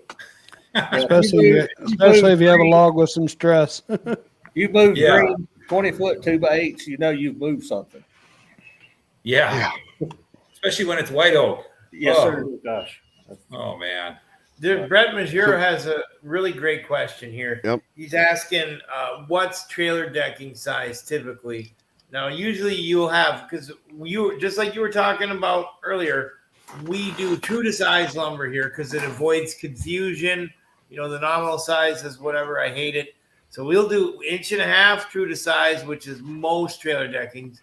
And then for the larger trailers that are hauling, huge loaders or something, then it'll do about a 2-inch. Full 2-inch. Full 2-inch size. And you'll have 1.5 inches by 6 inches or 1.5 inches by 8. And you'll get those guys that want the 10s or the 12s, because then they'll think that'll cover more area, then they got to do less fastening, which is true. But then you'll run into cupping problems, and Yep. I don't like going wider than 8 inches on trailer. It just drives me nuts because they think they could cover more area with less fasteners and do less work, and you just break it up. That goes to what we was talking about before. If you can use an 8-inch board, but you're wanting a 12, okay, I'll price you a 12. A 12 is the select. It's not the same price as an 8. And when you give that select price, they're like, oh, that's expensive. Well, I told you to put 8s. Yeah. Yep. We had a customer last year, one of our local places. He deals with a big electrical company, and occasionally he'll call me and say, hey, this so-and-so needs some trailer decking. And it's not unusual, so we'll cut it, basically sell it to him, and he'll sell it to them. He said, I need XYZ, 2-inch, whatever, trailer decking. I need it kiln dried and molded planed. I said, you what? He said, yeah, this guy wants his trailer to look good. So we had to do a whole trailer deck, 2x8s, kiln dried, run through the molded planer, and they put it on a trailer that they load a bulldozer on. Oh, my goodness. Wow. That makes sense. Whatever. I give you It was a big bill. There's a good question for everybody right there. What's the longest board you have sold? 24-footer. On a Same here. 20-foot mill. On a 20-foot mill? Yeah. I don't recommend doing it. There is a I'm not video, doing and it. it is not recommended. What's yours, John? 20, right at 21. 21? That's the longest I can do. Wood Miser Greg? does 21-inch board. 27.7. 27.7. But you can do almost 40 though, can't you? I haven't hooked my extension up yet. And I can do 33 when I do that. I'm sending them on that guy. Yeah, Paul? there we You go. call along over all the time. I'm sending to you. Yeah. Out of the Woods says 30 feet. How I about actually 19 watched this 19 guy feet? on a YouTube video last week. He had some modified chainsaw mill or something. He did a 50-foot board or something. Holy crap. Oh yeah, we 50. got Wow. the Alaskan mill. We can cut it as long as they bring it, but nobody wants to pay that price. Longest one I've No. seen, I think, is Hobby Hardwoods out of Alabama. He did a cypress was like 48 feet long. Ooh. Wow. He had 3 mills tied together, and then his outfeed table was like 60, 70 feet long. It was Huh. That's I Jake hate to know Dean. what he There's charged. the guy down in Georgia. That was Jake Dean. Was it JT, Jake? yeah. Yeah. Yep. It can be done. We want an extension for this 70 so that we can get up into the 24, 25 foot range because there's a lot of timber framing around here. And if you can cut a 24-foot beam, you can timber frame a big house. That'll make a very wide truss. Mm-hmm. Paul, what was your longest? 19 and a half feet. I'm a little 18 and a half. T15. Rick? I think the longest I've ever done is 24. They were beams. Kendall? I think I can squeeze like a 21-foot 4-inch. I know I've cut it. I've literally cut them really to the right at the end. I've never tried. I've been told you can chainsaw a pass, but I've never done it. Don't want to. Yeah. It doesn't look You like watch fun, one does of our it? videos, that 24-footer, we set it up there and you cut in about 4 feet, stop. And you have the rollers up and you take the tractor and pull it back 2 or 3 feet and then you cut out the other end. Oh wow. It's not recommended, but it can be done. Sure. I don't want to. Let's not do that. Yeah. Oh, they paid dearly for it. I mean, they had to. We spent half a day. I had to take my mill out of the building, set it in the yard, and we took half a day cutting 1 log or 2. I think it was 2 logs because he had to have some 24-foot stuff they were repairing an 1800s barn. It was 24-foot hemlock. Sure. Yeah. And he paid. I mean, I didn't gouge him, but he paid what I would make if I was in here sawing 8-foot long boards. Yep. That's what I told him I was going to charge him. I said, just do basically by the day price. Well, Yep. even those. I'm not doing it and lose money. No, absolutely not. So somebody's coming to you to buy lumber, and I want to know what I can do to get it the cheapest. Hold on a You second. know what I mean? Anybody that's in chat right now, I want you guys to head over to that like button and hit that like button for all of the respective people that are watching this. For that 24-foot log, for that 30-foot, for that 50-foot log, hit that like button, guys. All you By myself, I was 72 foot. So you got somebody who wants to buy lumber. The cheapest. Well, if you're flexible on what you can use, that helps a lot. In fact, we just had a school get a hold of us, and we shipped them some lumber really cheap. Yep. Kyle was probably perturbed we sold it so cheap. Wow. But I was like, listen, we've had this lumber in our shop for 5 years. Just get it out of here. And then you can make more room for lumber that I can stock and can sell, which is nice. So There you go. Yeah. So flexibility, I'd say that's the biggest thing. If you come to me and you say you need this, it's got to be a certain size, certain length, certain species.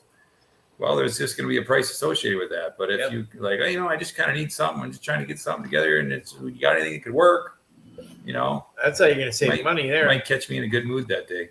Yeah. We're not sellers. We're sellers. If That's you make it easy for us. It's going home with somebody. Yeah. Now, I got a question for Kyle. When you're selling lumber to a customer and if his eyes get really big when he sees a certain piece of lumber, does the price go up in your mind automatically? No, No, I don't. I don't gouge customers. No, we don't. Everybody pays the same price. I only have to remember one price. It's just Yep. Yeah, yeah, and we're one of the few people, at least in our area, that'll publish our price list on our website. there you A go. lot of places that don't, like, you can't find a price on their website to save your life, and so we publish it that way, and we keep it that way to like he said, that way I can just keep one price in my mind and not have to keep track of all my prices. Well, it proves to me that you're leading the industry and not following it. Everybody's following you because you're leading the industry in your area. Well, maybe. I don't know. Brett, that is a true statement. I just answered him on there. Did you? Stop whining. Now, thank God for that manual or that automatic log turner. Yeah. Oh yeah, there is no. I love hydraulics. There's an Amish guy near us that it's all by hand. I'm like, man. Oh, that's what we are. We're all by hand. I was going to ask you guys if you have Amish around you. Oh yeah. Oh yeah. Yep. Guys, Good hard-working Amish people. Yeah, but they kind of denote the price that we can charge for lumber here, because I think every other Amish down the road here has a sawmill. Yeah. Same thing here. Yeah, but same you thing can't with get a hold of them. Good luck trying to call them. Yeah. It's in our area. The way you beat cheap is with quality. You go buy Yeah. cheap, and when you get tired of cheap, come Absolutely. back to quality. Well, Well, And the main, availability too. Yeah, I'm Everybody- around here are a little behind. the main thing they only do is dimensional with softwood. So, we do Yeah. hardwoods and stuff. So we basically got that market from them. I Well, mean, here's- I've honestly, with the Amish near me, I've worked with them on some stuff and told me, hey, this is my price. So, and the guy's already talked to me, so that's my price. You Right. can sell them whatever you want, but now you know what I was going to charge. Well, the thing we run into is not only do they control the price of lumber because they're willing to work for a nickel a board foot, but they also control the price of how much you can buy a truckload of logs for also, because sometimes they'll pay more for logs than what they should be going for. Yeah. Wow. They must have a lot less costs then. Someone mentioned live edge falls outside the published price list depending on uniqueness. Who was that? Anyways, they're right. We also do something for that. We charge a little bit more for live edge lumber, anywhere from $1 to $2 on top of the board foot price that you see on our website for obvious reasons. And I'm actually doing research right now. We're going to be doing a video that answers that question. Why does live edge lumber cost more money than regular boards? So, Yeah, I saw and that photo. most Amish usually have a community phone, right? Yeah, they Yeah. do, but Yep. never get a hold of them. I think some of them in Pennsylvania actually have cell phones now. Yeah. Yeah. Community phones, or they'll have like a flip phone where they don't have like internet on it, but I mean, it just depends. The ones by us are still all community phones. Yeah. We don't have any Every here community in is Western different. North Carolina. There's some that live not even 30 miles from us. Yeah, but they're not big in the sawmill business around here. We have more people that started like we did with a Wood-Mizer LT35 doing mobile milling and, trying to get into the sawmill business. And I wish them the best, but most don't make it. Yeah. Correct. Well, it's like any business. It's not easy. No, when you transition from mobile milling to site milling, and you start adding different processes, edging, molding, planing, kiln drying and stuff, you went from investing a little bit in a mill to investing a lot. Yeah. I got Well, a lot even a more mill invested though. at my age than I dreamed of having invested. Yeah. Even a mill, I mean, there's just a lot of associated costs. Most people don't understand business of reinvesting money and, not, oh, I did some mobile sawing today. I made $800, so I'm going to go buy a blah, blah, blah. Well, guess what? Now your mill broke. You got a $400 repair and you spent your money on something else. Yeah. I I went for years. Matthew and I mobile milled. I didn't need the money. I was doing it as a hobby and giving him something to do. And so I never took any of the money. I rolled it back in and reinvested, bought more and more and more. But if you're starting out and you got to feed a family with one of these mobile milling, you're going to struggle. Yeah. You might want to look at that corporate job and stay a little longer, get some money in the bank, and then buy a few things and start a business. Well, it takes a while to become established where you can. I probably even absolutely. I bought an established business, but I still didn't take any money for the first 3 years. Oh, that's tough. I just read a comment on a YouTube short that says, Oh no, John, you're not going to put it on us. No. It's not me. I didn't type it. Sure did. Your name's on it. Sawmill is the best metal detector you can buy. Oh yeah. It's the best metal finder. Yeah, so Sawmill is the best metal detector you can buy. So see, All right. So that question, put that question back up there. Why? Because. why? All right. Why Well, does- then make it John. That's gonna be Kyle and Kendall's next video right there. We're just gonna ruin it for you right here. I know. That's why I'm We're gonna asking. ruin it. We're Hey, you gonna gotta watch ruin the it video, here. man. I'll let you know here soon. I'm actually scripting it here soon. There's a So lot of reasons, but one of the reasons is because they always want to look at the one at the bottom of the pile. Oh, every time. On the bottom. the other slabs by hand to We- get to them. Yeah, we had that today. Oh, I want the one on the bottom. Oh, yeah, sure you do. Well, in our case, we had a LT35 that I could do 21, 22 inch slabs. And for me to buy a mill that would do a 34 inch slab, I invested a whole lot more money in making that piece of wood, and you're going to pay for it. Yeah. Yep. Well, the There's a kiln trigger are, Every time I handle it, my back hurts. yeah, they're heavier, so they're harder to handle. My kiln operator charges me quite a bit more because they're thicker.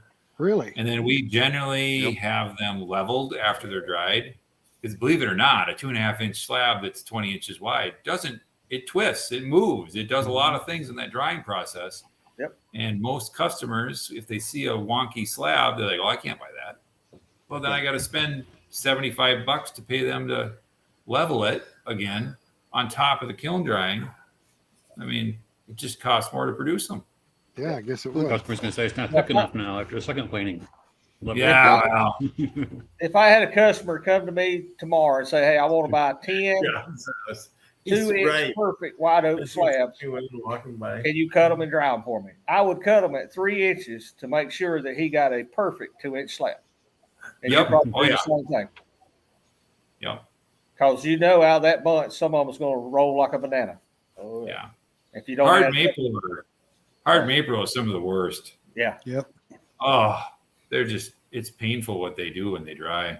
They really twist bad. Now this poplar, I sold a guy 3 slabs today, and he bought the 3 top boards. Okay. But they laid pretty flat. They had maybe an eighth of an inch of crown in it. It wouldn't take much to flatten them out. Oh, wow. Yeah, that's nice. Yeah, but that was poplar, and I had them, banded, strapped. There was 2,000 pounds of wood weight on top of them in the kiln. I did everything I could to, keep them compressed. But if that was hardwood, oak, they'd still move. Oh, yeah. Hardwood, I don't care how much weight you got on them. They'll do what they're going to do. So Well, see, I find the hard maple statement. Hard maple is one of our best slabs. They're the ones that don't move as much, and I Really? think probably white ash is the absolute worst. They always split. I Yeah. find walnut slabs always. Walnut And they- slabs are painful. yeah, they asked why it costs so much. Well, I cut 30 slabs.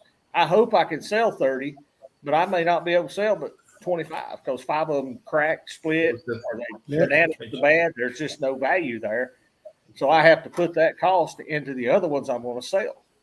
Yep. Absolutely. Species. I like this comment. Cherry. Yeah, I hate Bad. cherry. What's that, Craig? I said I like this comment. The milling way you go about milling is gonna go about playing on how your boards react to. Where's that one? Did I miss it? Try that in English, Craig. Sapwood left on board will cause warping. Oh, okay. Okay. Yeah. Yeah, but if you want a live edge slab, you got to have sapwood. Yeah. You want live edge, you're gonna get most likely get the bark, and you're gonna get a lot of sapwood.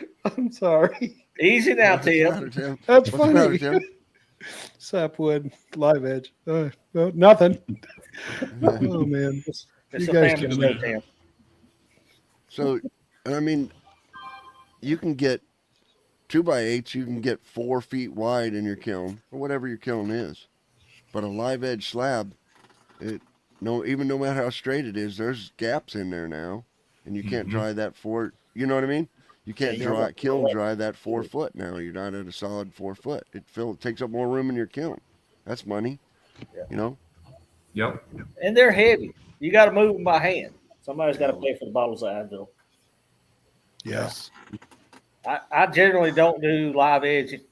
I do some 12 footers occasionally, but I prefer 8 foot because 2 of us could pick up a 38 wide 2.5 by 8 and move it. You get much bigger than that, and it's got tractor road all over it. Yep. Yeah, they're heavy. Yeah, they're So heavy. there you go. Let's just go through with that question right there, everybody. Tim, Rick, what other equipment do you have runs along with your mill? Log arches, tractors. What else we got, Rick? Chainsaws, Trailers, ATV. debarker. ATVs, debarkers, yeah, chainsaws, You got to You see get it one now. sawmill unless you got a chainsaw addiction. riding Yeah. sawmills. We've got an in-feed and out-feed deck. In-feed for logs, out-feed for lumber, and then we have an edger that we run next to it too. We can run all the boards right away through it. What is that noise? Somebody's echoing. Right. You were echoing. We're right airport near us. You guys got a UFO over your head or what? No, that's either a cargo plane coming in or probably some kind of military aircraft flying over. Oh, okay. They changed flight pattern earlier this year, and they're all the time now. It's crazy. Paul, So- Andy, what do you guys get? Mostly the handling on the side of tractors to move the logs around, get them up on the mill. Just added dust collection and that sort of thing to make it a little easier on us. But skidding winch as well to make things a little easier. Well, How's what that was dust collection doing? Yeah, that's That was what I good. gonna say. Keeps a lot of it out of my nose. Does it? Yeah, I know. What is it? Did you solve the trailer problem or no? Collecting about, I'm guessing about half in the trailer, and the rest is just going blowing away, which is fine too. Well, John had a good idea with his trailer, didn't you, John? You're blowing it right in the back with the high sides. Yeah, I blow it right into an old grain wagon. Grain Put a wagon. tarp Yep. right over the top of it, and then haul the grain wagon away. It doesn't come out of there as easy as corn, but you know. Paul's going to figure that out. We just blow ours in a corner, and every couple months go over there with a bucket on the tractor. Take a day to move it all. Greg, what do you got extra? You got a bunch of stuff. Craig's got all kinds of stuff extra. Yeah, he's got that woodmiser connection. Nothing you guys haven't mentioned. Whatever. Oh, Got really? edgers and firewood processors, and He's got a You high got- dollar wood splitter you got- now too. you got maw. And you got to touch it one more time with the firewood processor. When did you get a firewood processor? It's a splitter, not processor. Sorry. Oh, okay. Splitter. It's By hand? processing it. It's processing it. Give it a little bit. Kind of. So I haven't seen any videos about that, Craig. There's Haven't one. seen any- there's I've one, been is super there? busy. Oh, okay. Yeah, super busy, huh? Yeah. All right, what else you got?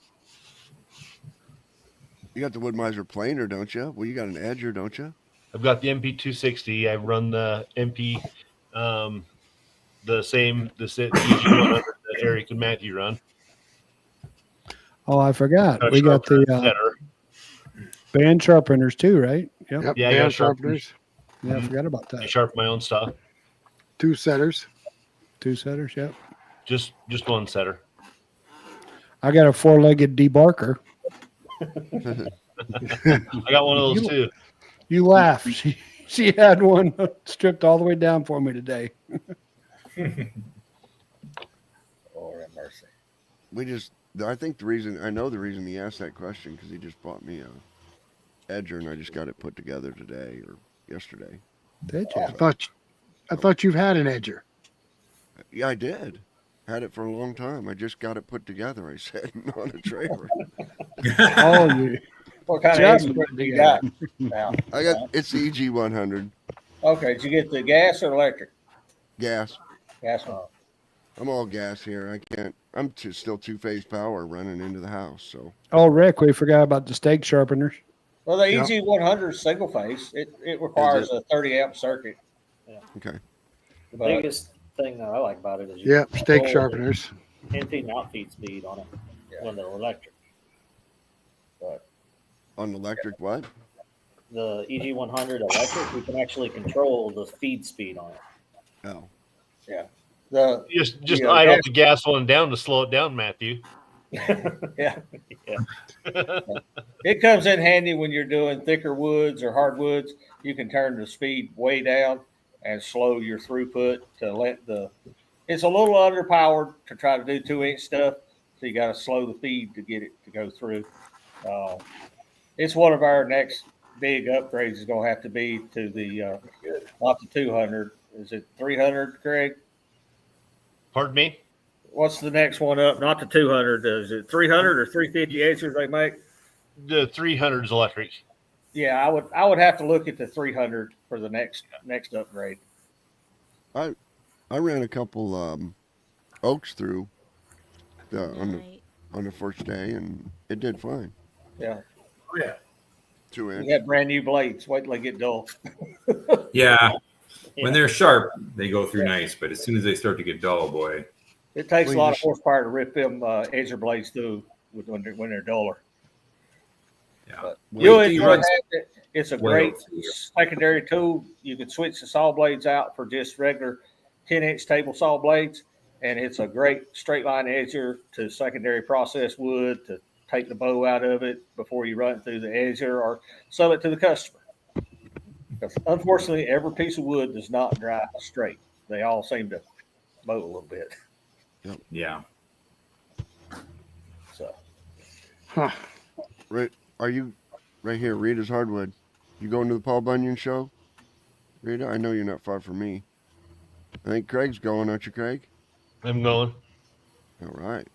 Craig's going all the way from Utah. He's going to the Paul Bunyan show. I'd love to, but maybe next year if we can get an invite for somebody like Woodmiser or something. I invited. Oh, Craig that's also invited you. you got to be invited by the royalty. Eric. I hear you. But they'll be there. Russ will be there all 3 days. Oh, really?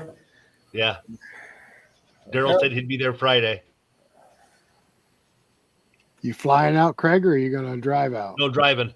I'm taking out wood. I Taking out talked to him wood. this week about that. He said it was 25 hours straight through. I'm like, No, it's 1 day, 3 hours. that's 28. just 28 hours. 28 hours. So you stopping here, Craig? You spend the night here on your way out or back? It's not. Is it on the way? Yeah. Well, yeah. It's right straight on the way. If it's on my, I'll send you my route. See how close Okay. we are. Okay. I'll bring you them tables Bring me them tables. Which ones? No. for your edger. Oh, I got tables. I don't have the Woodmiser tables, but I got He some just rollers. he just hasn't got them put together yet. Yeah, maybe you can Well, help we're get that working. edger together, Craig. I love the extension tables on the edger. They're a must for me. Oh, Yeah. yeah. If I had more room, I'd put a 12-foot roller frame in front of the end feed. It's okay for 12-foot stuff, but you try to add 16-foot stuff, the table's not long enough. It needs a longer table. Right? I gotta say, Two Guys Timber Framing. I like your videos, brother. They're really interesting. Yes. Oh, Just check them out. Dan, Dan does excellent videos. They were just on here last month. Yeah, it was Last Yeah. month. Yep. Yep. No, it was the Yep. month before. No, the month Month before. Yeah. Month Good before. guys. last month was that guy that was no longer sawmilling. I forgot about that guy. Yeah.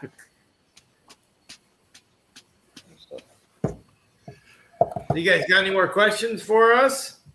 I know we're getting close to that curfew for one of the bedtime for one of those guys. Well, let's see. We got a whole list of questions here. We can look real quick. I think we covered most of them. I've been keeping an eye on them. What didn't we ask him? John, you're muted. Yeah. I just looked through all the questions. I think you guys have randomly answered every question that we had, prepared for this. We've just randomly come up in the conversation. You've answered it. Well, we had one that didn't come up. I was All right. supposed to ask was for Kyle. What's the best way for a new sawyer to learn how to buy logs efficiently? Who and what and when and how? Oh, this one's for Kendall, actually. That's a good question. Well, you're going to make some mistakes like anything. Oh yeah, you gonna pay too much. I would tell them buy fresh logs. Don't fall for the. I've had it drying in my woods for a year now. Yeah. Yeah. The only log that saws nice. You buy anything After from local tree guys, graders, land clearers, or mostly loggers? Yeah, loggers. Loggers. They just. I mean they know how they sell to mills, so they know what they're doing. Well, that's I our have a goal here couple is of- to get to buying from loggers, but we still have to buy from the others currently. Yeah, I buy from a couple of tree services that I've got trained in pretty good now. Yeah. But and a few, I'll still buy from anyone as long as it's something I want. Though the random guy who cut down 6 trees in his yard, usually they show up and I'm like, no, just not. They're all branchy or they're rotten or they just They all want top dollar for him too. They think Yeah. it's worth. They think it's worth gold. Yeah. Wait. Yeah. We know that. There's an Yeah. art to buying lumber or buying logs, as well as teaching the people you're buying them from what you expect and what you need or size, length, and the portion of the tree. I tell most Yep. people, treetops don't make lumber. yeah. Once you get to the limbs, just take it somewhere else. Now I buy a lot of pine treetops because they make beautiful tongue and groove boards. Sure. All the knots, but I don't need treetops in white oak, red oak, Right. maple, stuff like that. They don't No. make good lumber. I always thought buying logs from a logger was like building calluses on your hands. After a while, it doesn't hurt so much. Yeah, but when you can call a logger and tell him, hey, dude, I need 2 tractor trailer loads, 25-foot double bunks, no smaller than 16 inches on the little end, they can fill that order. Yeah. Yep. They Well, they can actually, or they know what you're talking about at least. Yeah. That's the biggest thing. So But I get my best deals from the local tree guys, local graders. You just got to take the good with the bad. Some of it I Yeah. get for free. Guys just done a one tree job. And I tell all my local tree guys, look, dude, if you're on a one tree job, put the brush in the truck, put the 3 logs on top, put your skid steer on the trailer, come by and drop it off. I'm not going to pay you for the logs, but I'll take care of the brush and the logs, and you can go on home with an empty truck. Yeah. I got too much junk around my yard. I don't want any. Don't want anything. Well, you sell Kyle. your stems. We don't have any option to sell them. Yeah. There's a question there for you, Kendall. Oh, this is a Kyle question.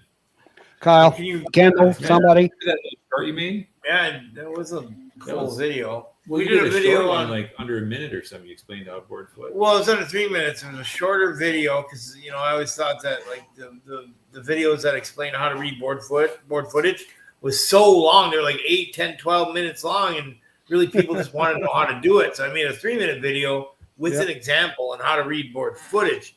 Now, this question is a little different: how to read or use a board foot price list for beginners. Yeah. I guess. Well, you have to understand what a board foot is first, right? Yeah, you definitely do. You have to. A board foot is defined as a board foot. Yeah, on the app on the phone is, but the board foot is defined as 1 inch thick, 1 foot long, and 1 foot wide. And you got to know the formula to find that, and that's a little. There are a couple of different ways to go about it. The way I like to do it is using all of the inches. So it's length in inches times width in inches times the thickness in inches. You take that giant number, you divide it by 144, which happens to be how many cubic inches are in a board foot as well. So you divide that by 144 and you'll get how much board footage is in one piece of lumber or even an entire stack of lumber. And you just multiply, you could take your project and kind of figure out, using that formula, figure out how much total board footage you're going to need, and then you can multiply that by the board foot price that you see on the list. A lot of lists they'll go by the quarters system, and we were talking about that a little bit earlier, the quarters system, where it's anywhere close or up to that quarter inch. 4-quarter lumber is close to 1 inch.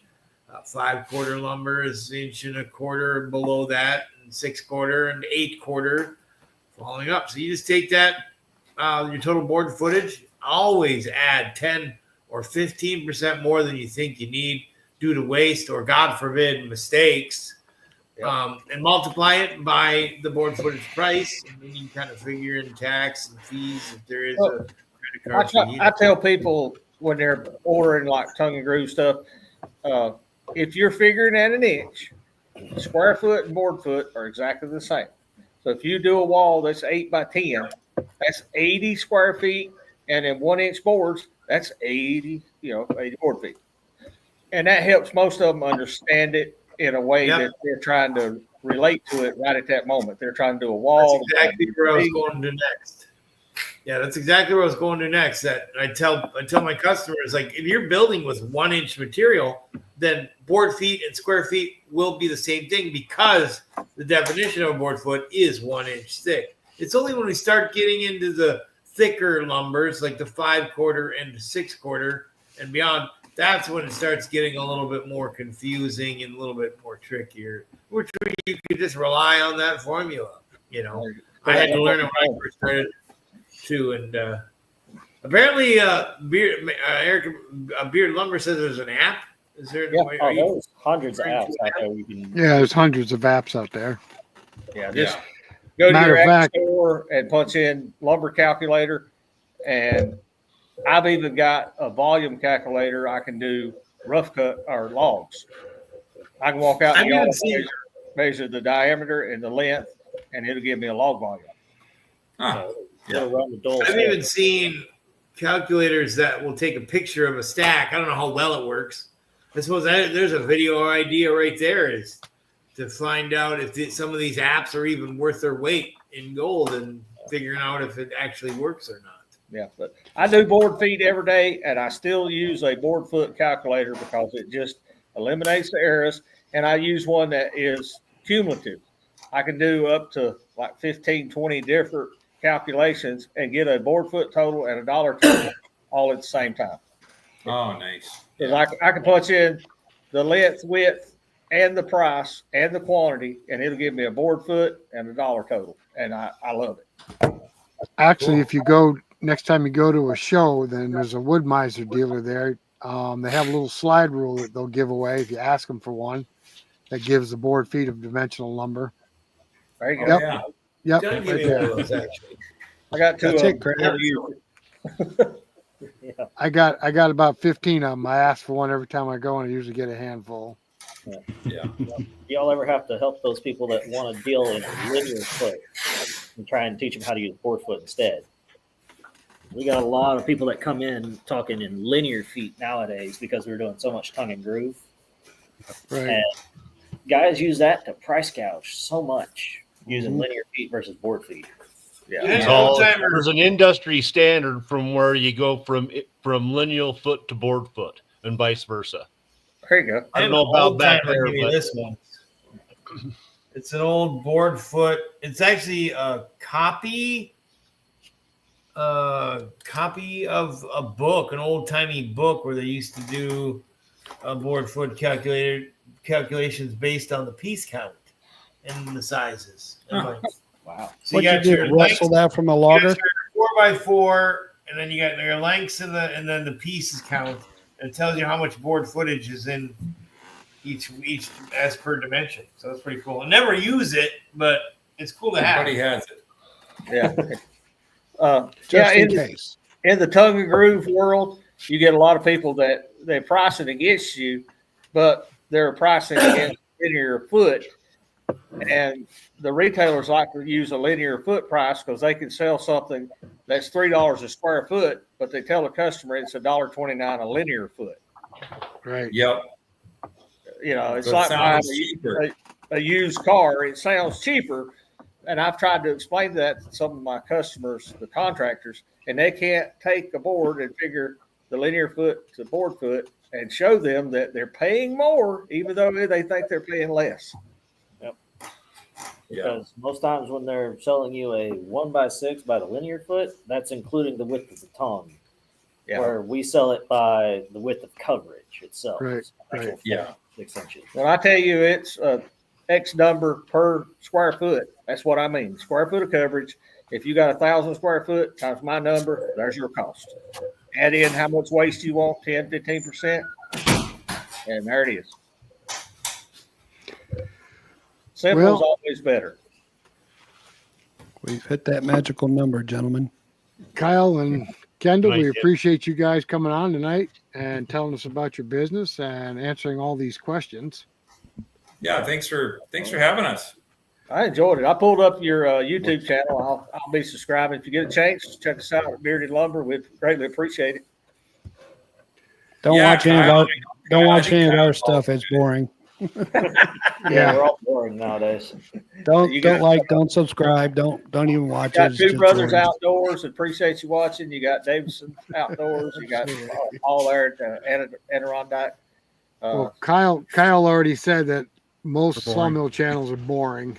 We're getting ready for a few more videos. You can watch Including ours. Good job, Kyle. You just insulted everyone here. Well, I've never known to make friends in this business. So, what But do we if got? you do want to watch some of our boring videos, you head over and just do a search at K&J Lumber, KANDJ Lumber, and then we're on TikTok, Instagram, Facebook. And if you're local here in Minnesota, look us up on Google. You know, again, K&J Lumber on our website, knjlumber.com. We got our price list there and all the products that we offer. So Well, you got that. You got that beard starter kit going. You just need to get the rest of it. Actually, I won. I got my back there. I have the metal medallion. I won 3rd place in the mustache competition at our local fair this year, so I'm pretty proud of that. Nice. I was waiting for the barber quartet to start breaking out there. Yeah. That's Well, that's Kyle. a northern Minnesota, Wisconsin thing. I got a good buddy I worked with for years, and he liked that handlebar mustache Yeah. from but he is from Wisconsin. Yeah. Well, Kyle, Well, yeah. I find you entertaining on YouTube. I find you very entertaining. I try to include him more, but he's so darn busy sawing. So sometimes I'm forced to do the videos by myself. Yeah. Well, you got a cardboard cutout of him now, so that helps. Yeah, I Yeah. got that cardboard. We'll be all right. Yeah. Kyle, I just- I'll recommend you for a raise. I know people. I just like to mention too this Brett Mazur that has asked a bunch of questions tonight and interacted with us. He's got an old T.A. Smith sawmill that he dug out of the bushes somewheres, and he's just got it up and running. Yep. So we've been working with him, and Cool. pretty exciting to watch this mill running. It's come a long way. I'm actually going to look him up right now, actually.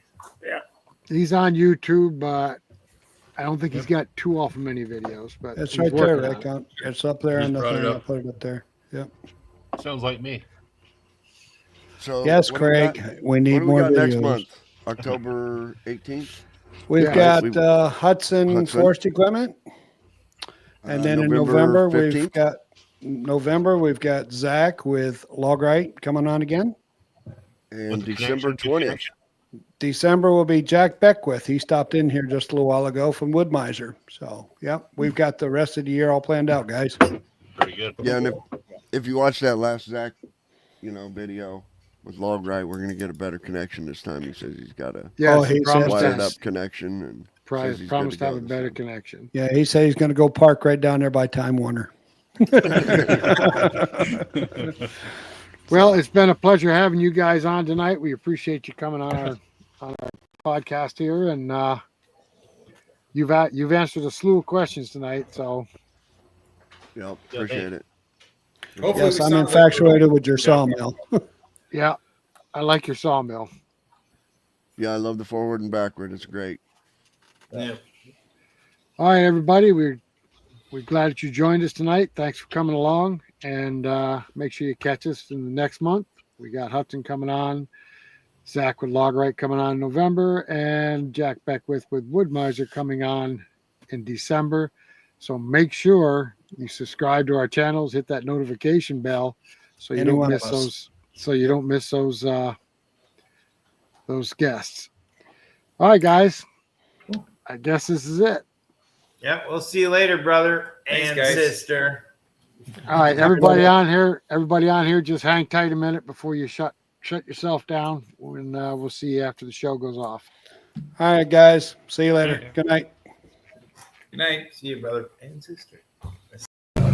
We want to thank everybody for stopping by the show tonight.